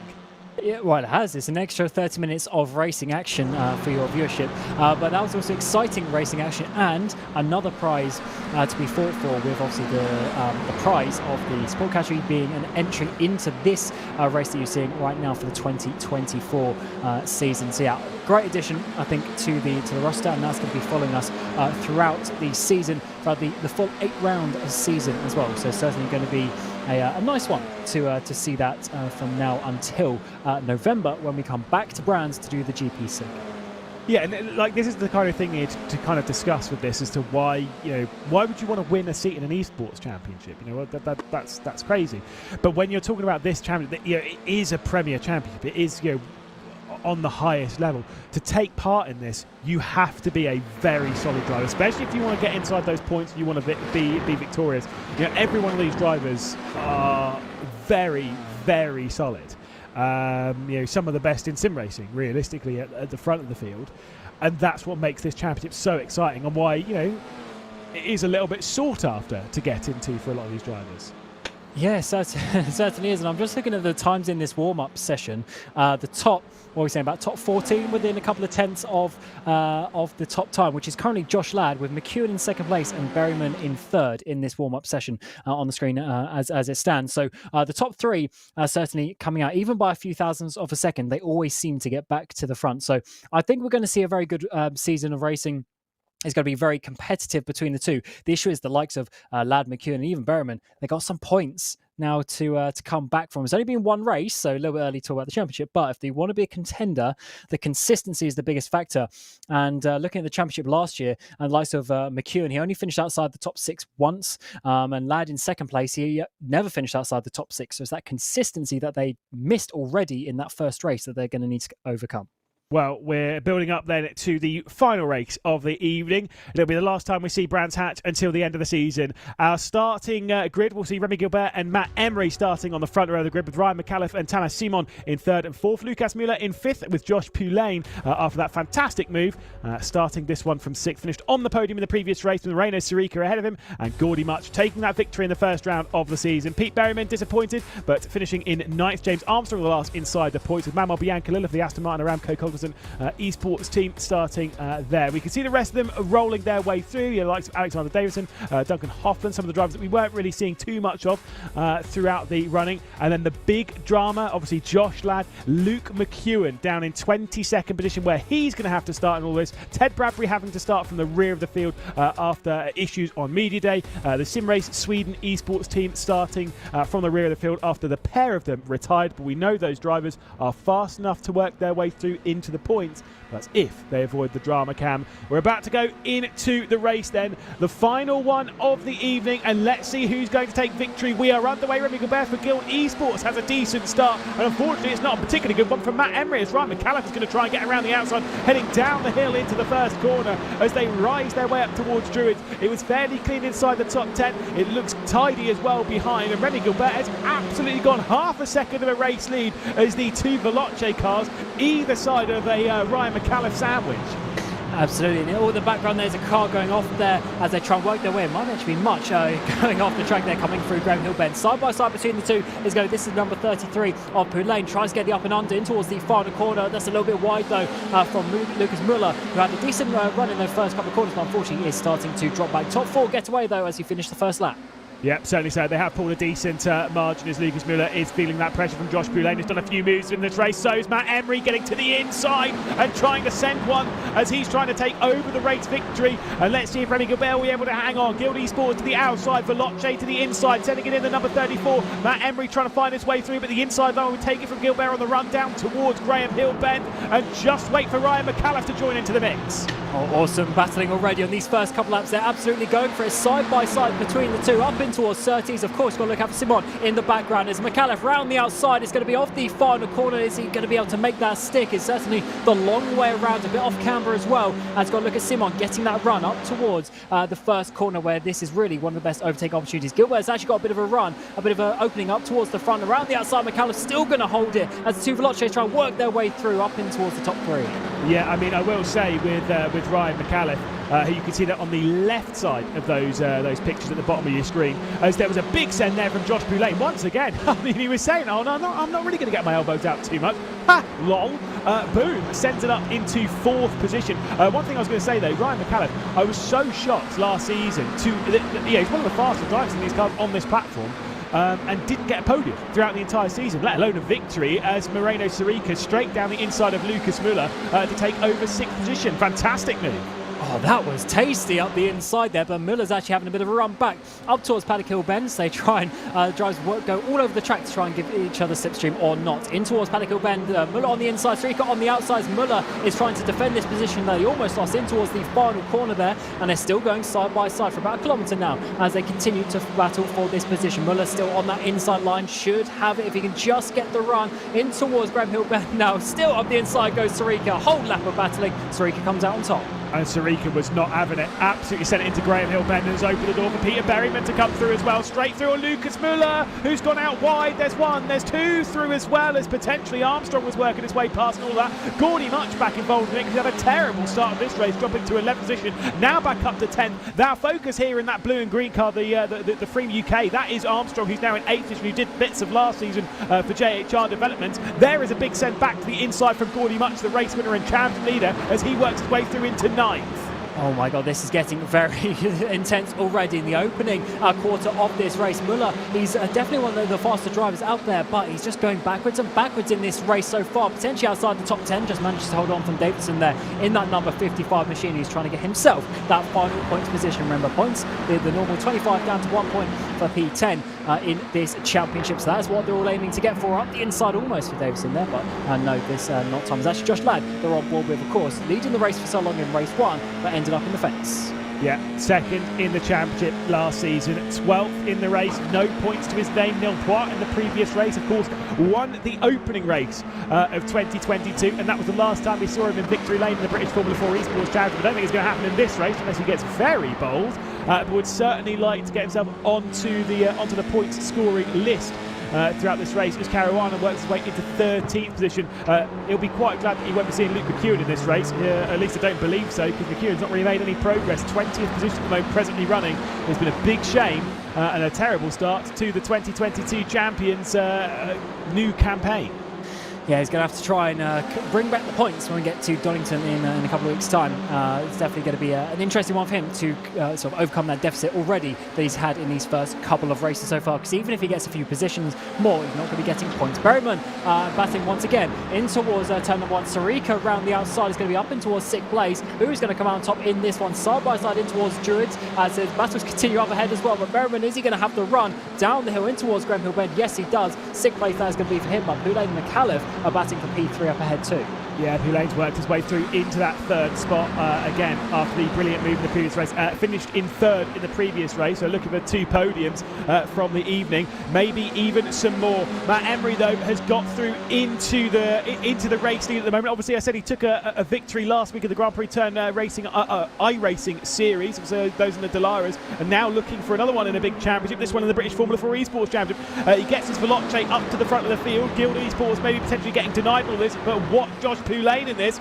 We know he can make a 3-wide move. We'll just try and fend off though Ryan McAuliffe in this scenario, as out wide Emery's going to go after defending from Gilbert, as this is going to be a big one for Poulain to the outside at Graham Hill. Oh, just millimetres separating these drives. Huge swap on there for Simon. He's going to be having a bit of a battle now with Berryman in towards 30. Side by side they go, but I think Berryman's just going to have to back out of that one. That opens the door once again for Sarika to come up the inside. The battles continue. You make one small mistake, and unfortunately you're going to be losing 8 positions. Sarika now up the inside is going to be off the inside line for the first corner here. Paddock Hill Bend as he tries to find this position. They've been battling for a couple of laps now. It looks like he might just be able to hold on to that one, and he does for P6. And you've got to be so careful in these positions. You can easily gain or lose, and if you're fighting for a championship, you've got to be keeping your results consistent. Look, I hate Brands Indy. I really do. I honestly do. How? But the race in this evening is convincing me, ladies and gents. This is absolutely epic. Has been in the previous 3 races, is so in this one as well. Ryan McAuliffe, our focus here. 4th position. Didn't have a podium in 2022. Wants to pick up one this evening to start the season, but has to get through one of the most imaginative drivers as Moreno Sarika and Tanner Simon switch positions. And Moreno Sarika is dropping back down the order. The driver that finished 2nd in the previous race. Some issues at the final corner. Batting for 6th, he's now going to drop outside. Is that even outside of top 13, top 14? And that is horrible there for the Williams drivers. The other Aramco car coming around the outside of him, not quite, unfortunately, there. Simon has gone down as well. Much and Muller have got past him for P6, P7. The battle continues side by side, way up ahead there, as they try and still find their way into a single file formation. That's not going to be working. Side by side between many of these drivers in the mid part of this track so far, and the positions are ever changing. Got to keep on top of it. Got to be taking up those opportunities when you can. Simon is fighting in the top 4, now down to P8. Yeah, you've got Armstrong that was trying to get past Tamas Simon in all of that, but also there was a battle between Ladd and Davidson. Ladd 1 position away from scoring his first points of the season and getting his campaign fully underway. They head their way down towards the first corner. I think there was a look ahead in all of that, but no move. Don't worry, we're not missing anything towards the front, ladies and gents. We're keeping our eye on this battle just at the final points paying positions. The defensive line's being taken from Tamas Simon as James Armstrong's getting to the outside. Poulain's actually made a move on Gilbert and has got through as they come down into Graham Hill Bend, has made that one stick at Druids, and now moves up into 2nd, has half a second to close down in 12 minutes. I think that will be absolutely no problem. Oh, definitely. He's looking fast and he's looking feisty today. Up in 2nd place so far as Gilbert, your pole driver for this race, reverse grid pole, drops back to P3. Side by side in the background though between McAuliffe and Berryman. Berryman gets the inside line up towards Paddock Hill Bend. This would be a great recovery from him, almost touching the 2 as they come in towards the entry now, in towards the braking zone. And it's a huge side by side movement there for Berryman as they go so close, racing wheel to wheel in towards the braking zone and Druids. And Berryman will have the inside line. McAuliffe around the outside. The number 71 machine can't quite hold it, and Berryman has to find his way through and get up into that 4th place. To clarify, in this group, by the way, Josh Poulain has 4 races in the British Formula 4 Esports Championship last year. It was 6th, followed by 3 retirements. presently has a third place and is looking at the back potentially of a victory. The driver who we were looking at there, Peter Berryman, has 4 of something else, and it's 4 victories in the championship. Did the entirety of the campaign last year, finishing in 3rd, and now looking to add potentially a 5th victory to that resume and take him to number 1 on all-time winners in the British Formula 4 Esports Championship. Of course, we've only been doing it for a little while, so fair enough in all of that one. But you got to say, Boulet's having a right turnaround in 2023 as we ride on board with Remy Gilbert for GUILD Racing. I've said before, it's fantastic to see another big esports organisation taking on the world of sim racing. GUILD was the newest one to have joined the ranks of some of the biggest teams and esports that have moved into the world of sim racing, so it's great to see. They would quite like to start off with top honour. They've got to get past Poulain and Matt Emery, who showed himself in open wheelers to be pretty strong. Yes, certainly is. This battling has been absolutely incredible, and I'm actually a little bit surprised at just the intensity of it. And how everyone is just pushing to the absolute limit. They're going millimetres onto the grass every single lap, and of course going hard onto the brakes as well. As Gilbert, they're getting very close to Poulain, as they've of course close up to Emery, and this battle for the lead is certainly not over. They've got all sorts of opportunities as well. Halfway through the race, 10 minutes to go now. So a third of the way through the race, I should say. 10 minutes to go now, as they still have plenty of laps to try and get this lead. The issue for them is you've got to look out. Berryman is coming in very fast there in 4th place. Yeah, and I know Berryman can get his elbows out. He'll be pretty feisty here. He looked pretty happy in the background when we were interviewing Gordy Much at the Apex Racing facility. When he's in the race, though, he's a serious player. He's a contender. He wants to take victories. He wants to go for the win of the championship. Look at how serious he is there. You would not want to irritate that man. Trust me, I met him. It's very scary. But you've met him as well. It's all it's horrifying. But currently running in that 4th spot. Not quite on the podium yet, but it's certainly looking a lot better than in the previous race. Obviously, he had contact with, was it Matt Caruana? Yes, it was. Contact on the exit of Paddock Hill Bend. He obviously had to check up a little bit for his teammate McEwen ahead, and Caruana just coming in. It was just millimetres, because there's a few centimetres in between them. Berryman just had to slow down. Caruana comes in with like 2Ks extra speed, and that's all it was. Unfortunately, so fine are the margins in this championship. As it stands, though, Berryman in that 4th place, but he's only half a second off the lead with 3 cars in between him and that position. So crazy scenes here at Brands Indy. Up the inside potentially for Gilbert towards Druids, but not quite enough. It's quite funny how early they sort of come over towards the apex there as they try and defend their line in towards Druids. I've always said this about racing Brands Indy, is that you, when you're in the race, unless you're by yourself, you are not taking an optimal line anywhere around here, particularly that run from Paddock Hill to Druids, because you know Druids is the best overtaking opportunity, and you always take this really defensive line. You kind of think, is that a sim racing thing? No, you see it in British Touring guys, you see it in British Formula 4 in the real life, you see it all over the place. Into turn 2, Paddock Hill, you go through Paddock Hill and you instantly pull it over to the right hand side because you're always taking that defensive line up towards Druids. It's just the line, as that is an unbelievable send from Josh Poulain once again, and the up and under from Remy Gilbert as he comes through and takes both of them for the price of one, and so does Berryman, straight through on Matt Emery and potentially through here on Josh Poulain. He was so aggressive into Paddock Hill on this occasion, and the Stormforce ART car has to settle for 3rd in all of that, but wow, was that aggressive. I thought we were going to see a repeat of what we saw with McEwen and Ladd, but no contact this time around, but a huge change, as you say. Gilbert taking the lead. He's got half a second gap as well, as all these drivers coming in behind. McAuliffe got involved, Gordy Much has got involved in this battle as well, and I think even Lucas Muller just about on the background. He's got 7.5 minutes to go. Poulain and Berryman now battling for that 2nd place. What a send this is going to be on the replay. Yeah, it's more, just watch that car 3rd in shot. We're right on board with Remy Gilbert and all of this. Just watch this. So you'll see the up and under. This is exactly what McEwen was trying in the previous race on Josh Ladd. Straight on the inside. Of course, the door was left open. Matt Emery read that, and Remy Gilbert's like, oh, just thanks, lads. I'll just take the race in line. Bye. Up into the race lead he goes and checks out by half a second as this battle happens in behind. There has been an enormous crash, though, with Josh Ladd, Manuel Biancalilla and all of that. I think Ryan McAuliffe is also involved. This has all unfurled very, very quickly.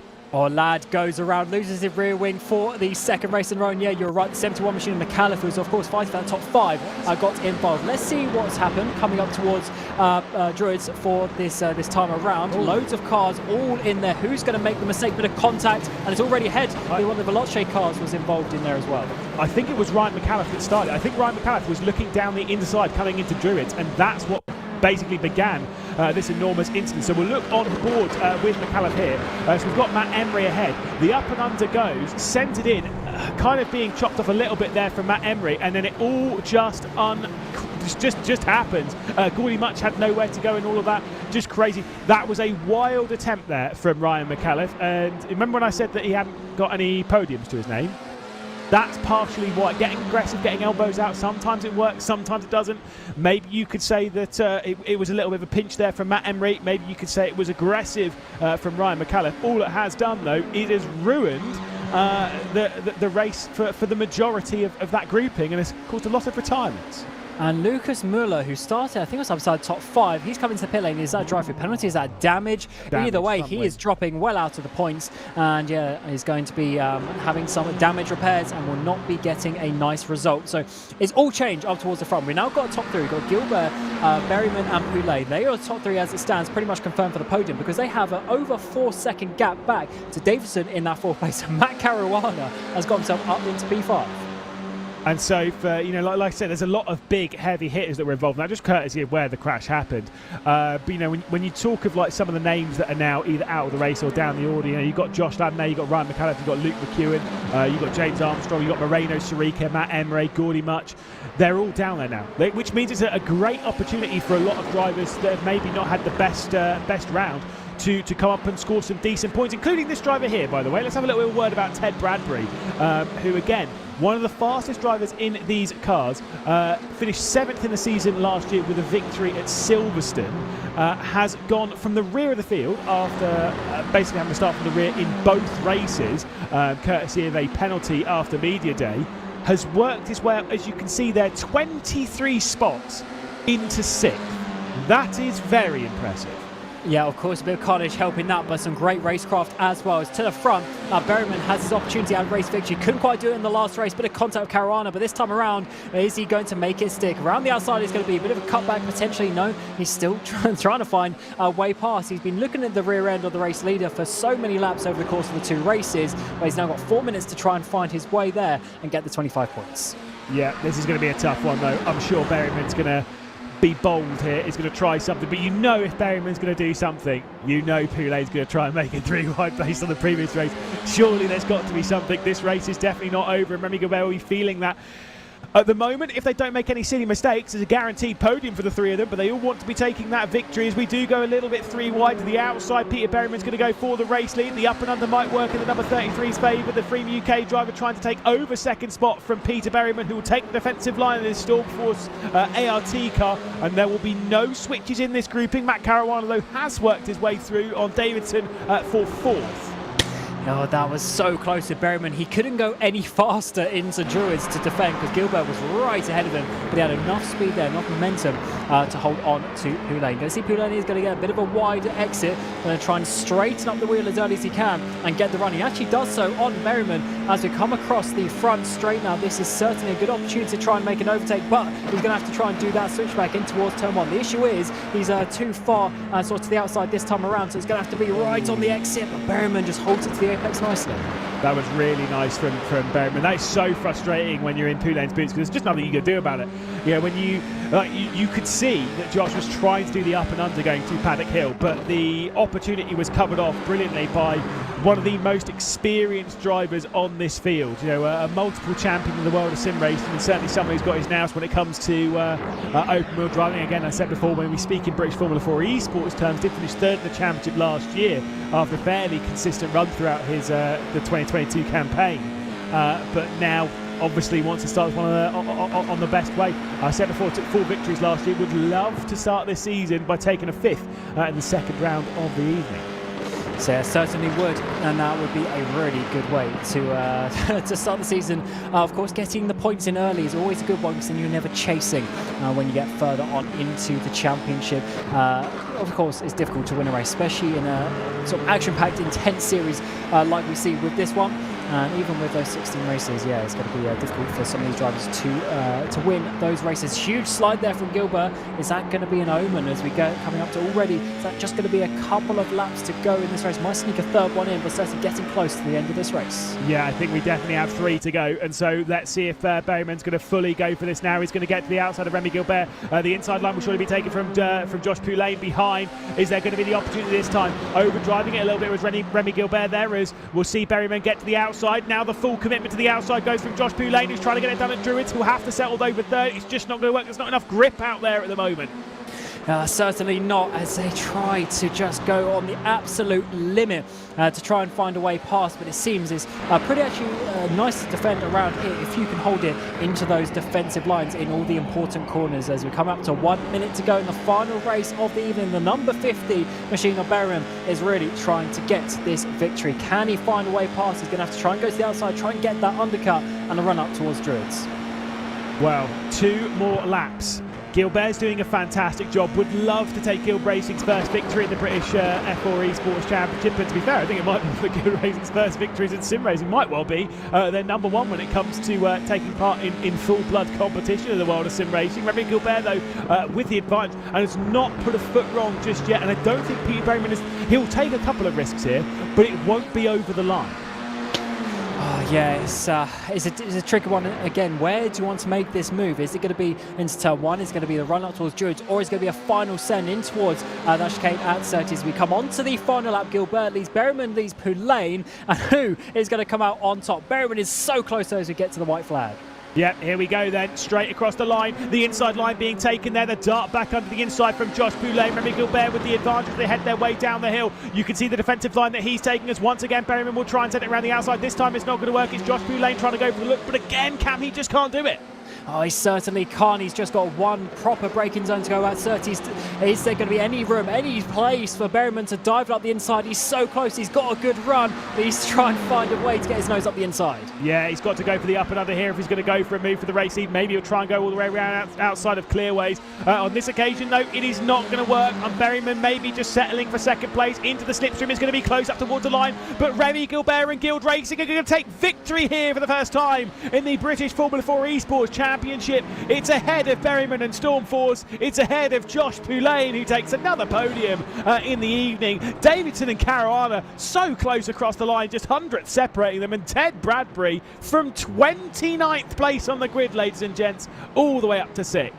And also Vasquez and Arvidsson in behind. They've got some great improvements this race. Think about 19-20 places for them as well. Just showing you if you can keep it somewhat clean in the championship, you can still get a good result. But for Gilbert and for Guild Racing, what an evening has been from them. Gilbert dropped down to about P5 in that race at one point as well, but managed to take victory and hold on to the pressure from an experienced driver like Berryman, who of course came 3rd in the championship last year. And that is a really, really good job from him. Yeah, it really, honestly, really impressive. Just pieced it together so well, cleanly through the race, and like you say, just left it in a very solid spot. And there's no negatives to say about that. Yes, there was some drama behind, but to be fair, put himself in the right position to avoid said drama. And like I say, when you put a race together like that, it takes that weight off your shoulders. But we'll take a look though at the results. Again, provisional of course, but Remy Gilbert taking that victory. Peter Berryman in 2nd spot, Josh Poulain in 3rd, with Alex Davidson and Matt Caruana 4th and 5th. Ted Bradbury in 6th with Aaron Vasquez. Isaac Arvidsson getting points on the board for Sim Race Sweden Esports, and Duncan Hoffland as well for the Aston Martin Aramco Cognizant Esports team. Ben Hitz inside the top 10, scoring that final point for the Dörr Esports team, but still a bit of a shame for them considering where Lucas Muller was in the race. Tobias Olsen, then we get Alvaro Marinero, then Brandon Abrams, Carl Chase, Daniel Cibula, and of course a list of drivers who were very disappointed. Luke McEwen, Manuel Bianca-Lilla, then we get Daniel Parens, Lucas Muller, Matt Emery in 20th position, obviously retirements from this race. Ryan McAuliffe, Gordy Much, Tamas Simon, James Armstrong, Josh Ladd, Moreno Sirica, and of course for Rachel Concoli, Harley Horton and Stanley Deslandis. Yeah, what a race that was, and to be honest, that was an awesome way to start the season. It was really close racing, and I think this is going to show just what we're going to see over the next 7 rounds as well. To be honest, I'm really excited to see what is going to go on. It looks like it's going to be a pretty difficult championship to predict, so the drivers who can sort of pull out the results in those action-packed races, they're really going to be contending when we get back to Brands. Yeah, I think there's a lot of drivers taking a lot of positivity from this round. None more so than Guild Racing and Remy Gilbert. For a big esports organisation to take a victory like that, it is a big deal, isn't it? Oh, absolutely, especially, a proper, championship here as well. Good prize money on the line, good sponsors, good backing as well from British F4. So, to get your name out there, especially for a newish team to sim racing as well, to get that step, that's a really sort of confidence booster to them. And let's think a little bit behind the scenes. Seb Hawkins as well will be pretty happy with the team, but he'll be mostly happy with this driver here. Remy Gilbert will be joining us in the interview after what was an incredible victory. Talk us through one that you had to deal with so much pressure on your shoulders there from Pete Berryman. But at no point in the race did you put a foot wrong. How hard is that around here? Yeah, I mean, it's really hard. This is my first race with Guild. And to get a race win on the first time is just amazing. I mean, first few laps was pretty sketchy. The tyres were overheating a bit. I dropped down to third and then got the switch back on the first corner and then just led the race from there. Now, there was plenty of drama behind. Are you aware when all this drama is unfolding? Like, can you see it? Does it kind of affect you in the race, or do you just kind of ignore it and just really focus on what you're doing? Well, I was sort of just driving normally, and I was looking at my delta. And then next thing I know is the car in fourth is 5 seconds back. So I was like, oh, I can afford to battle a bit and not lose too much time to the people behind. And yeah, I managed to take the win. Now, what did you do between the two races? Because it's quite a large gap, and I know a lot of drivers want to kind of keep in the rhythm. They want that race to happen immediately. Are you happy with a longer break? Did you sit back? Did you watch the F1600s? Did you get some more practice in, maybe more practice starts, something like that? Well, I sort of just had a debrief with my manager, just talk about how the race went and anything that I could have done better. And I think it's an all right amount of time, to be honest, because it just gives you time to think about and reflect. Wow, you reflected very well. Let's go with that. Another a victory to add to the list. Congratulations, and of course, good luck next round. Thank you very much. Well, there we go. Guild Racing taking a victory here. Remy taking a fantastic one, but having to defend through quite a lot of the race from one Mr. Peter Berryman, who we'll be catching up with in just a moment's time. Peter looked fairly happy in the background of Gordy Much's interview, despite not knowing that the top 8 were the ones reversed. So that meant that you had to work from 9th place up to 2nd. You did it really well, though, Peter, and you've got to be fairly happy with that race, surely. Yeah, I mean, compared to the first race, I'm pretty stoked with that. Maybe don't look it, but yeah, it's tough to get out these races. I think we knew it would be a bit messy just because of, naturally the leader defends the inside and then it causes checkups. So, just a bit unfortunate in the first race, but really happy to get through the pack the way I did and, bank some more points on the board. Now, you're one of the drivers that took part last season and obviously did the entirety of last season. I know there's a few out there. How does this season compare to last season? Has there been any different approaches, any thing you've kind of like learnt from last season that you're applying more so here, or is it all kind of just treated very similar? I think very similar for the most part. I think in terms of preparation and whatnot, it's a lot. The tracks are pretty much the same, similar tracks we go to, so we sort of know what to expect. I think just as messy as it is, I think that's just what you have to expect, really. It's not necessarily people being bad, if that's the way to put it. It's just, naturally you've got a lot of guys fighting over the same pieces of track, and it just gets a bit messy because of that. But yes, similar approach, and pace looks good, so we just got to keep doing what we're doing and hopefully bring the pace forward to the bigger tracks when it gets a bit more spread out, hopefully. And also, I just kind of let's touch on the atmosphere inside the team at the moment. How are kind of things? Obviously, the first race a bit disappointing. You finished down in 9th. Obviously, Luke, the champion, having a couple of issues. Let's put it that way. With an incident with Josh Ladd. even on the JHRs, I'm sure Gordy Much won, but still a bit of disappointment. How is it in the camp at the moment? Is it still fairly positive? Is this kind of what you were expecting from Brands Indy, a chaotic circuit at the best of times? Yeah, I think for the most part it's pretty positive. I think a lot of us sort of expected it would be the way it was. Obviously, ups and downs, even from race to race for us. But, I mean, in the centre, it's just quite nice. I mean, obviously, we've got the Racespot guys, they're in the rigs beside me here doing laps for that. And we've got, obviously, the guys out in the customer area. So I think, in general, it's quite positive and fun. We sort of expected it to be the way it was, but of course, you're going to leave every round, no matter how good the round is, thinking you could have had a bit more out of it. Well, Pete, we'll see you obviously in a week's time, and fingers crossed it goes a little bit better for you even there. Maybe we'll see another victory. Hopefully, fingers crossed. Thanks, guys. There we go. Peter Berman into second position then in this race, and obviously moving up the standings after a disappointing first one. We'll have to catch up though with Josh Poulain as well, who had an incredible run, finished in third position for the second consecutive race, and told us before at the end of the last race that he wasn't going to go too aggressive on any of those moves. There were some pretty aggressive ones out there, some great moves. I mean, how was that for you? You did get a bit elbows out, and it was great to see. Yeah, well, you know, I like to think that the moves were okay. They had to be aggressive, and like I said, you have to be kind of assertive and dominant around this track, and I think those moves were. And if you're going to commit, you have to fully commit here. So, but yeah, 2 P3s in a championship league, can't complain too much with that. Brands Indy, particularly, is a really difficult circuit to overtake. But as we move through some of them, obviously, in a week's time, we'll be racing at Donington National. Are you confident, that the moves that you've put on here, that you'll actually be able to work your way through at Donington National, or is that kind of just like we'll deal with that when we get to it? I mean, for sure. I mean, racecraft is racecraft. If you've got some half-decent racecraft in one track, you can carry it over to the next. I like to think if we can do it here, we can do it anywhere. You got more space at other tracks, so more spaces for errors. So we'll see what happens. You did a bit of last season doing just the couple of rounds. We did get quite a few retirements to your list. To bring that up on the broadcast. Sorry about that. Yeah. Was that kind of on your mind when you came into this round? Because you look like a completely different driver to what we saw last season. Yeah, I mean, I've had some time away since last season. I obviously had my season in GT4 as well in the Ginetta. And I think when you go and do that real life season, you come back to the sim, your racecraft goes from being down here to up there. You got to look after your car more in real life. So I think taking that from real life to the sim has really helped. Well, Josh, hopefully we see more of this coming over the next few rounds of the championship, because it's been a great show. Thank you, and again, keep putting on those moves.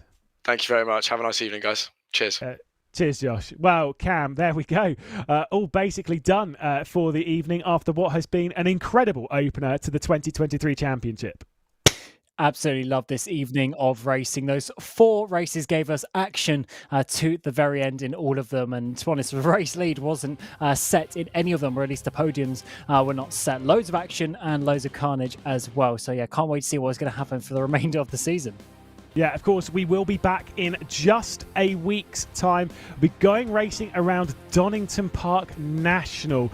Should be a lot of fun, this one. The National one is the one with the final chicane, rather than going around the hairpins. Set in Leicestershire. I refuse to accept that it's Derbyshire. I'm a Derbyshire boy myself, but it's not Derbyshire. It is Leicestershire. I will not have it. Yeah, it's another one where the county lines basically go right between the track. It's about 200 metres if you went straight on at Redgate at turn 1. We won't talk about it. I know it's got a Derby postcode. We're not going into it. That'll be next week, though. Great track. Love this one. It's fantastic for racing. And Cam, I think we're going to be in for a great show in both the British Formula 4 Esports Championship as well as those F1600s. I think they're going to be great around here. Oh, absolutely. It's a bit more of a momentum-based track as well. So I definitely think, especially for the 1600s, the exit of those corners is going to be so important. So yeah, the racing should be fast and frantic once again and ever unpredictable.